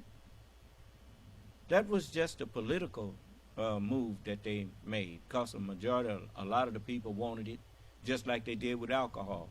They knew alcohol would be a blight on this country. They knew it. What do you think? Alcoholic Anonymous wouldn't be no Alcoholics Anonymous if the people hadn't been using alcohol and got addicted to it. The Holy to speak to that right there, they say that medical marijuana actually helped bring down the alcohol usage, and found it being more helpful. Well, if people are going to use marijuana for medicinal purposes, that is fine. But I'm not gonna. You don't need everybody and his brother growing marijuana. That's just people wanting to make money off of getting people high. And I'm not gonna. I wouldn't grow none. I don't care how much they pay for it. I'm not gonna help destroy my fellow man. You don't know what you are doing when you destroy another human being. That human being that you destroying will never reach his fullest potential because you did not help him reach their full potential. You don't know what is all that noise in the background? Oh, I'm part of the... Yeah, I'm in New York City, so that's the train. I'm outside. Oh, okay. Well, put your phone on mute and listen. But like I said, these people they don't care about their fellow man. But how many human beings have died that might have came up with the cures to diseases other things, but they were never cultivated. That's what the school system of a nation is supposed to do. It is supposed to cultivate the mind of every citizen. And whatever potential they have, they should, the nation should make sure that the school system is designed to cultivate that mind and let it grow and thrive for good. And if we do that, we soon won't have no hateful people in the world. When you care about people, when you truly, when there is really a country that truly cares about its people, then that country will be the standard bearer for a whole new world. Because that people will be the what they call the shining city on a hill, where when you look at that civilization, there will be no dissatisfaction. Because when you give people the opportunity to be the best that they can be and teach them properly, they won't come out hating you. They won't come out hating nobody. They will come out grateful. It should not. Let me tell you something. You know what the United States is in a position to do right now? Doctors shouldn't even need no money. Once a man go into the medical field, if you take all of that woman, go into the medical field, and really, I mean, you have to put demands on them to really be qualified for it. But once they become a doctor, a nurse, something that is a service to your society, they should have a government card that whatever they want, we should put them in a nice, whatever house they want, we should put them in it. We should give them carte blanche to go to the market to purchase all of their food and things for their house. They shouldn't want for anything. We should furnish them cars. We should give them freedom to concentrate on what they do best, which is serve their fellow man by helping them to stay healthy. And that don't just go for doctors. It should go for everyone in the service community. And the citizens, you could have jobs for everybody. There ain't no such thing as not having jobs if you wasn't so greedy. If people wasn't so greedy, it's enough for everybody to have. You could have people doing a two hour a day job and then go play golf for the rest of the week if they want it or whatnot. Just get qualified people, let them all get qualified, and then relieve each other. And then just you got these people that do that. I always just marveled over Habitat for Humanity. Them young men come in there and put up a house in a week. Just come in there and just put up a whole house in a week. Just think if you had crews and crews of them people, you wouldn't have nobody sleeping on those streets. But you don't care. You don't care about each other. You know, I'm in a world that I ain't never got along in this world. I ain't never agreed with the way this world was. People are just selfish and niggardly, hateful. And that don't get it for me. So, you know, we got to do better than this. And it can start with one person. And I choose to be that one to start with. So, you know, quit faking. Quit pretending. Stand for something.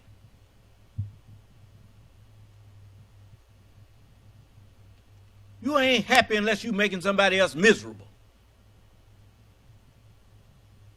And then you ain't happy. You're just hateful.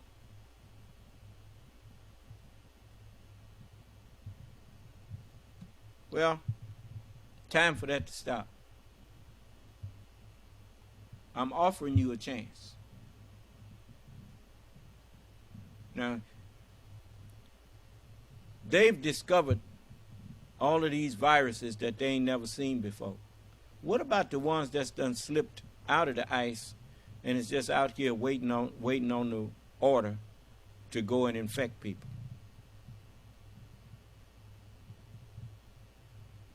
Remember now, Allah said he was going to shorten these days for my sake.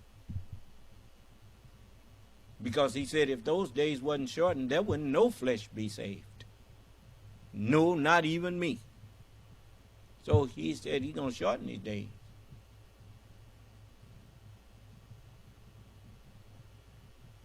Which means that you're going to start seeing terrible stuff happening to people. I'm telling you, I once saw the Muhammad Speaks, and it had a picture of people in the fire on the right and people in the fire on the left, and it had what we thought was the Honorable Elijah Muhammad standing in the center and people trying to crawl out of the fire over the fence to get to him. But that was actually a prophecy of what it would be like with me. So I'm offering you a way out. Any of you who following me, you must acknowledge that in this terrible time, you have peace. So respect the peace and the life of peace that you've been granted to live. And do all you can to help me while you can. And don't be making people's lives worse than they already are. If you can't help a person, leave them alone.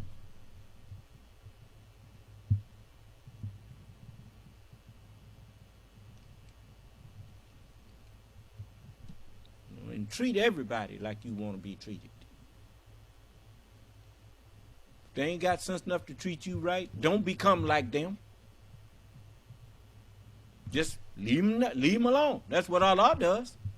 As they did not like to retain God in their knowledge, God gave them over to a reprobate mind. He didn't beat them up. He just left them.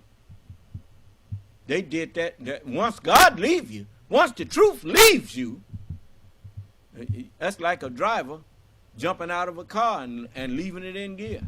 You know that car going to wreck itself. I know you're going to wreck yourself. You ain't got to. Just look at you now. You got more people on dialysis than Carter got liver pills. Why? You refuse to eat to live.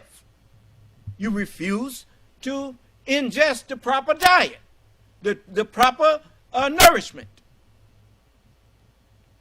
The Honorable Elijah Muhammad had books out of how to eat to live.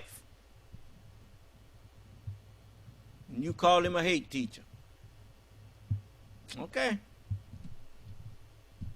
Now I'm here verifying him. Ain't nobody calling me a hate teacher. And I'm teaching what he was teaching.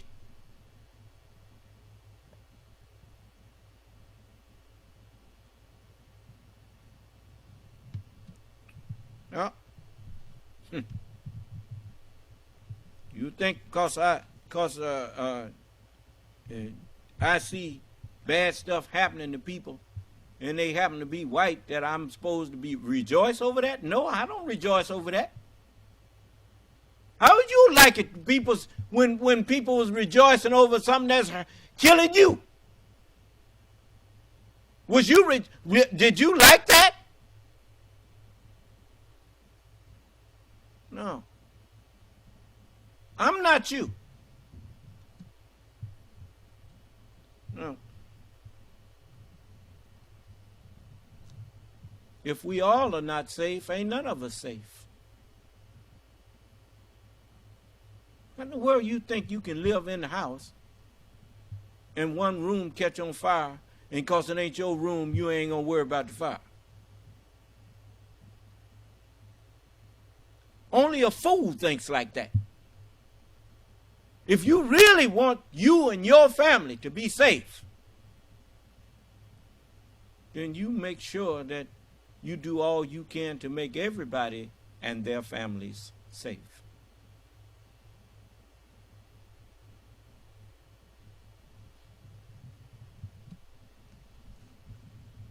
Ain't nobody got no just reason to hate me, because I don't wish ill on people. I'm not walking around here trying to do harm to people.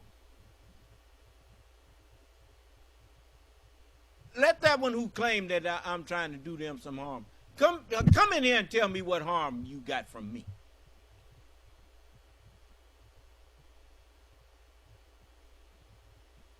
I spend my time working for my people.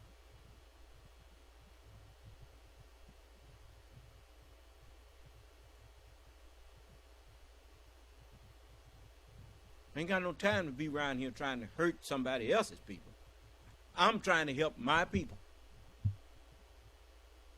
And it does not help my people for me to be running around with a flame following me, burning bridges.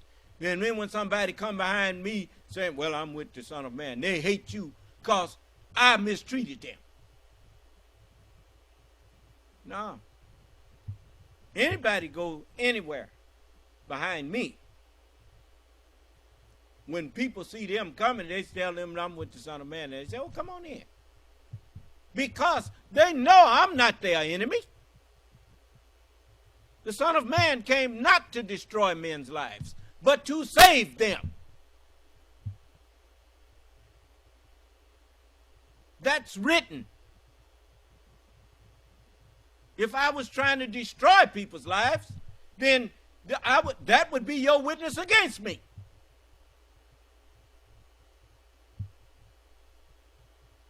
Because you could walk up to me and say, hey, man, you say you the Son of Man. Well, why are you trying to destroy people? The scripture say the Son of Man came not to destroy men's lives, but to save them. So how are you the Son of Man?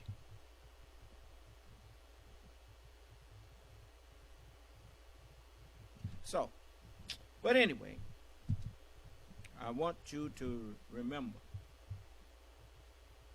this. Don't try to make a living off of something that causes harm to other people. Don't do that.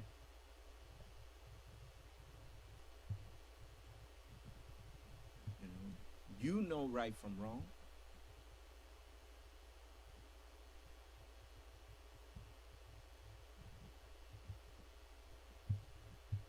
So, did anyone have anything they want to ask me before I let you go?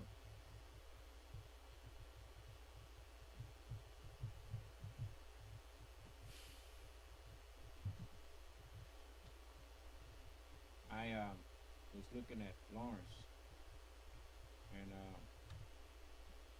you know, Donald Trump, he wished that he had as much pull as he used to. But the more the truth comes out about him, the less people are going to be able to justify supporting him. The truth will set you free. I want to show you something here.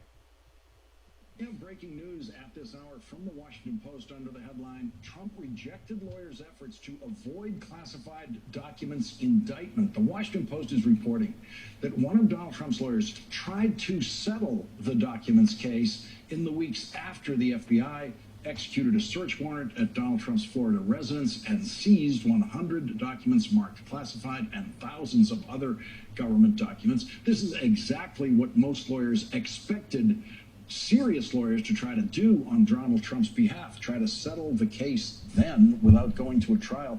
The Washington Post is reporting tonight the attorney, Christopher Kise, wanted to quietly approach Justice to see if he could negotiate a settlement that would preclude charges, hoping Attorney General Merrick Garland and the department would want an exit ramp to avoid prosecuting a former president. But Trump was not interested after listening to other lawyers who urged a more pugilistic approach. Trump, time and again, rejected the advice from lawyers and advisors who urged him to cooperate and instead took the advice of Tom Fitton, the head of the conservative group Judicial Watch, and a range of others who told him he could legally keep the documents and should fight the Justice Department. Advisors said Trump would often cite Fitton to others, and Fitton told some of Trump's lawyers that Trump could keep the documents, even as they disagreed, the advisors said. Fitton, who appeared before the grand jury and was questioned about his role in both the... You remember I told you that Donald Trump deserves hell? And you notice his lawyers was giving him good advice, wasn't they? In the 11th chapter of the Holy Quran and the 34th verse, it says, "And my advice will not profit you if I intend to give you good advice. If Allah intends to destroy you, He is your Lord, and to Him you will be brought back." Yeah. You can't help Donald Trump. If I'm angry with you, Allah is angry with you. Now you put that in your notebook. Documents case and the investigation into the January 6, 2021 attack on the U.S. Capitol acknowledged he gave the advice to Trump, but declined to discuss the details of their conversations. Multiple witnesses said they were asked about Fitton in front of a grand jury and the role he played in Trump's decisions. Trump never believed that his home would be searched and thought that he would be able to keep the documents, two advisors said. The day after Donald Trump was arrested by federal agents and arraigned on a 37-count indictment that includes violations of the Espionage Act, people who served at very close range with Donald Trump at the highest level of his administration did not rush to his defense. The former Marine general, who was the longest-serving chief of staff in the Trump White House, John Kelly, told the Washington Post, "He's scared shitless. For the first time in his life, it looks like he's being held accountable. Up until this point in his life, it's like, I'm not going to pay you. Take me to court." He's never been held accountable before. Donald Trump's vice president, who was urged to commit crimes by Donald Trump in his attempt to overturn the presidential election, said this. I had a chance to review the indictment over the weekend, and this indictment contains serious charges, and I cannot defend what is alleged. I will tell you, as not only as a former vice president, but also my son's a Marine, my son-in-law is a Navy lieutenant. I mean, the very prospect that what is alleged here took place, creating an opportunity where highly sensitive classified material could have fallen into the wrong hands, even inadvertently, that jeopardizes our national security. It puts at risk the men and women of our armed forces. And as I said, I can't defend what is alleged. Cannot defend what is alleged. And earlier this evening, to Trump voters watching Fox, Donald Trump's last Senate-confirmed Attorney General said this about some of the nonsense that the audience has been hearing on Fox. I think the position is being taken that this is really just a document dispute over custody of documents, and the president has good arguments as to why he should have kept them. I think the arguments are farcical and will be shown as such, but I also think more importantly they're sidelighted and they're distracting from the real issue. The president is being prosecuted here because it's an obstruction case, and he's in trouble for what he did after he got the subpoena. If he thought he had arguments that these were his documents, there are many things he could have done to raise those arguments. He could have moved to quash the subpoena. He could have given the documents to the government and then sued to bring them back and made his legal arguments as to why they're really his. But he didn't do that. What did he do? He engaged in an outrageous act of obstruction and deception that obstructed that subpoena, and that is wrong. That's a law. I mean, that's a violation of law. That's a serious problem for him. Supporters of Donald Trump are insisting that he is being treated unfairly in this case, which is true if by unfairly they mean that he is being treated unlike any other defendant in such a situation has ever been treated. Here is a sample of that unfair treatment from the transcript of yesterday's arraignment. The judge asked, is the prosecution asking for former President Trump to surrender his passport? Mr. Harbach, no, Your Honor. Is the prosecution requesting any international travel limits on former President Trump? No, Your Honor. Is the prosecution asking for any limits on domestic travel for former President Trump? No, Your Honor. So one of the standard conditions... It's something that I want to tell Donald Trump that he could do right now. The thing that, since he's really not, he don't care nothing about the United States. If I was you, Mr. Trump, since they ain't blocking me from leaving, man, I'd get on that plane and go to Russia tomorrow, because ain't no way you gonna win this case. You got your chance to show your true colors. Just go on and leave. That's where you do that. You already disgraced. You were a disgrace the first day you got in there. Even had some of the people around you calling you a moron. You know, Jim Kelly, what's his name? General Kelly. He was one of them that called the man a moron.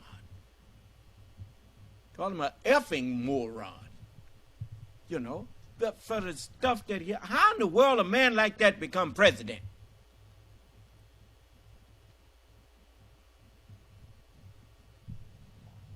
Anyway, I know, I'm pretty sure that they would much rather him just get on the plane and leave. They won't even try to extradite him from no place. Just leave.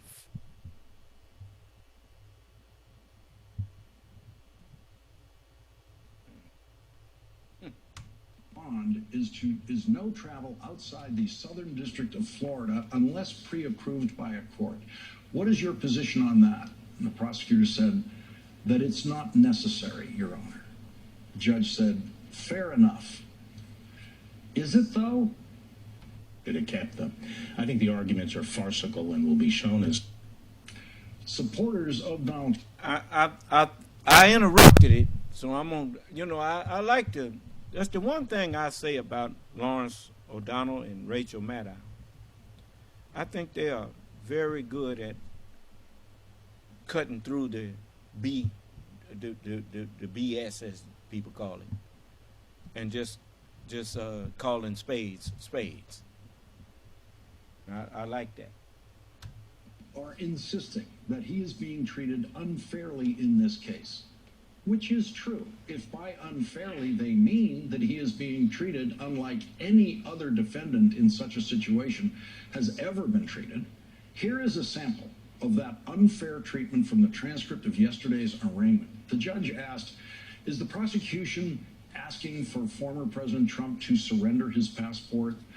Mr. Harbach, no, Your Honor.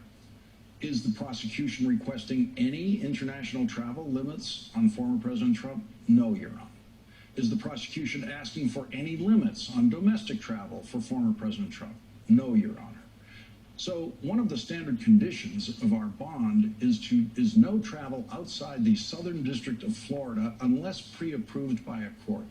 What is your position on that? And the prosecutor said that it's not necessary, Your Honor. The judge said, fair enough. Is it, though? Is it fair enough? Anyone else would have to surrender their passport. That would be fair. Anyone else would be barred from traveling outside Southern Florida. That would be fair.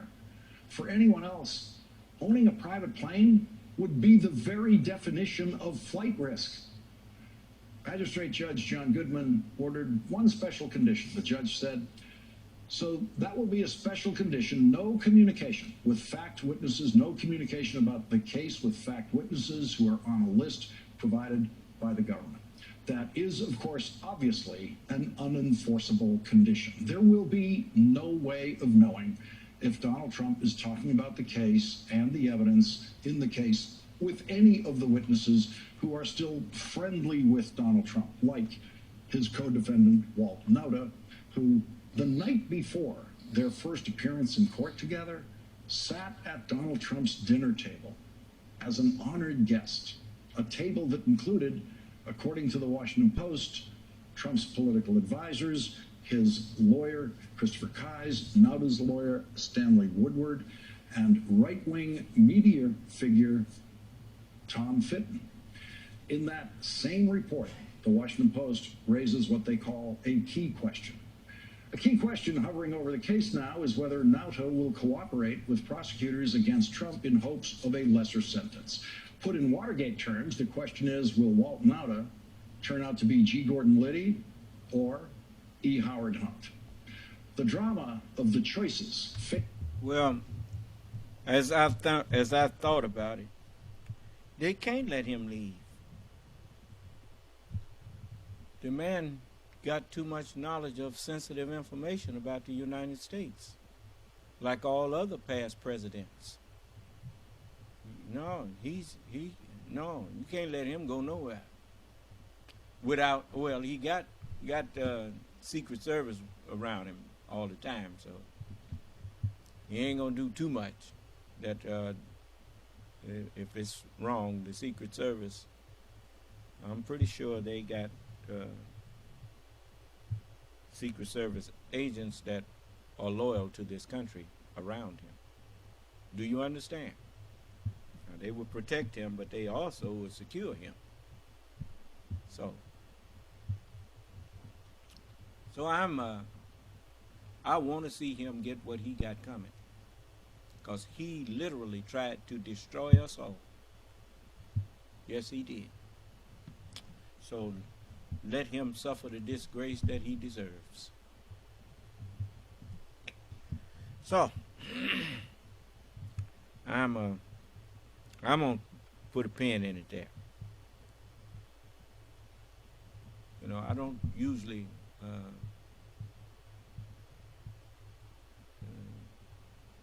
turn thumbs down on people, but that man, he's irredeemable, because his conscience has been seared with a hot iron. He has no conscience. He just, whatever he does, he feels no remorse. And you remember when he was asked, had he ever asked God for forgiveness? And he told the man, that's a hard question. The answer was no. He ain't never asked God for no forgiveness, because he ain't never been sorry for nothing he did. Do you understand?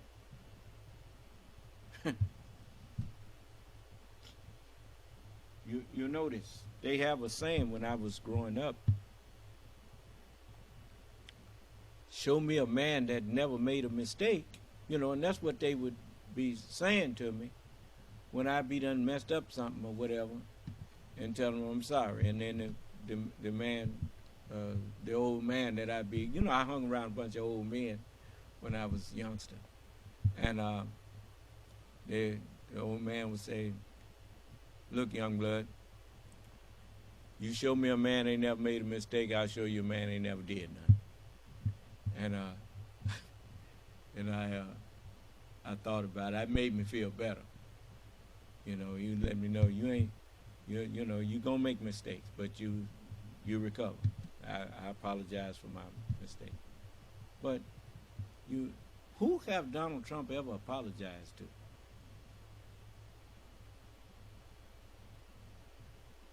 He called himself a self-made millionaire, which wasn't nothing but a lie. Man inherited his money, yeah, and stole part of that from his niece. Huh? Yeah. That's your hero, huh? That tells me all I need to know about you. Well, anyway, it's 10 o'clock. I may take this up some more with you tomorrow. We'll see. But nobody got no questions or statements. Anybody think I'm wrong for something I said?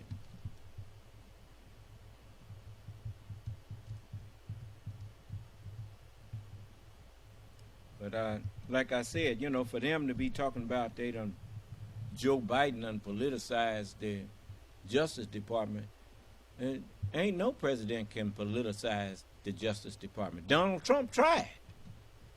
And it worked for a minute with Barr.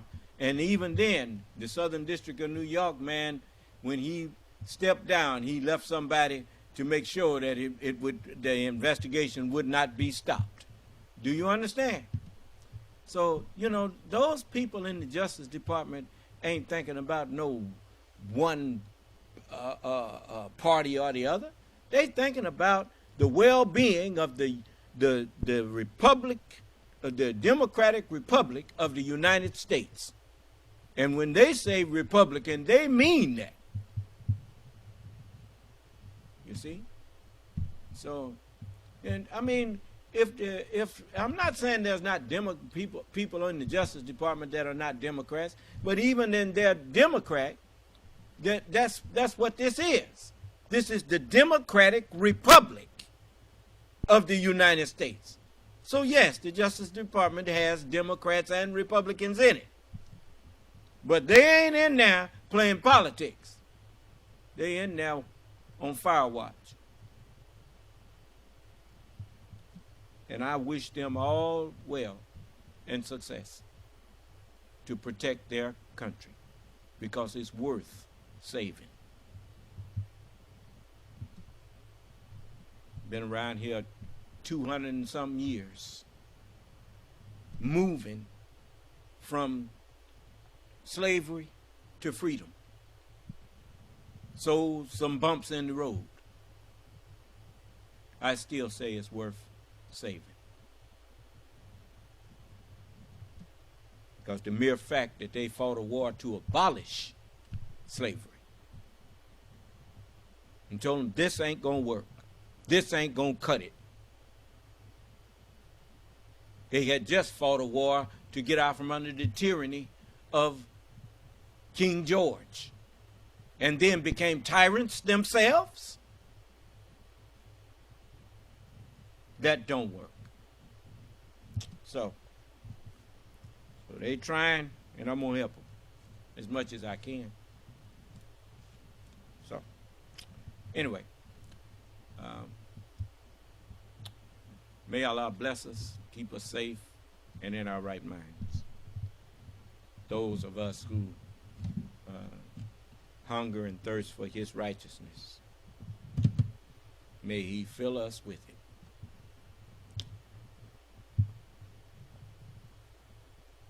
And may He bless us with a peaceful and pleasant night's rest and sleep, and a happy, peaceful, and pleasant morning's rise. And I look forward to talking with you again tomorrow. May Allah's salam alaikum. This session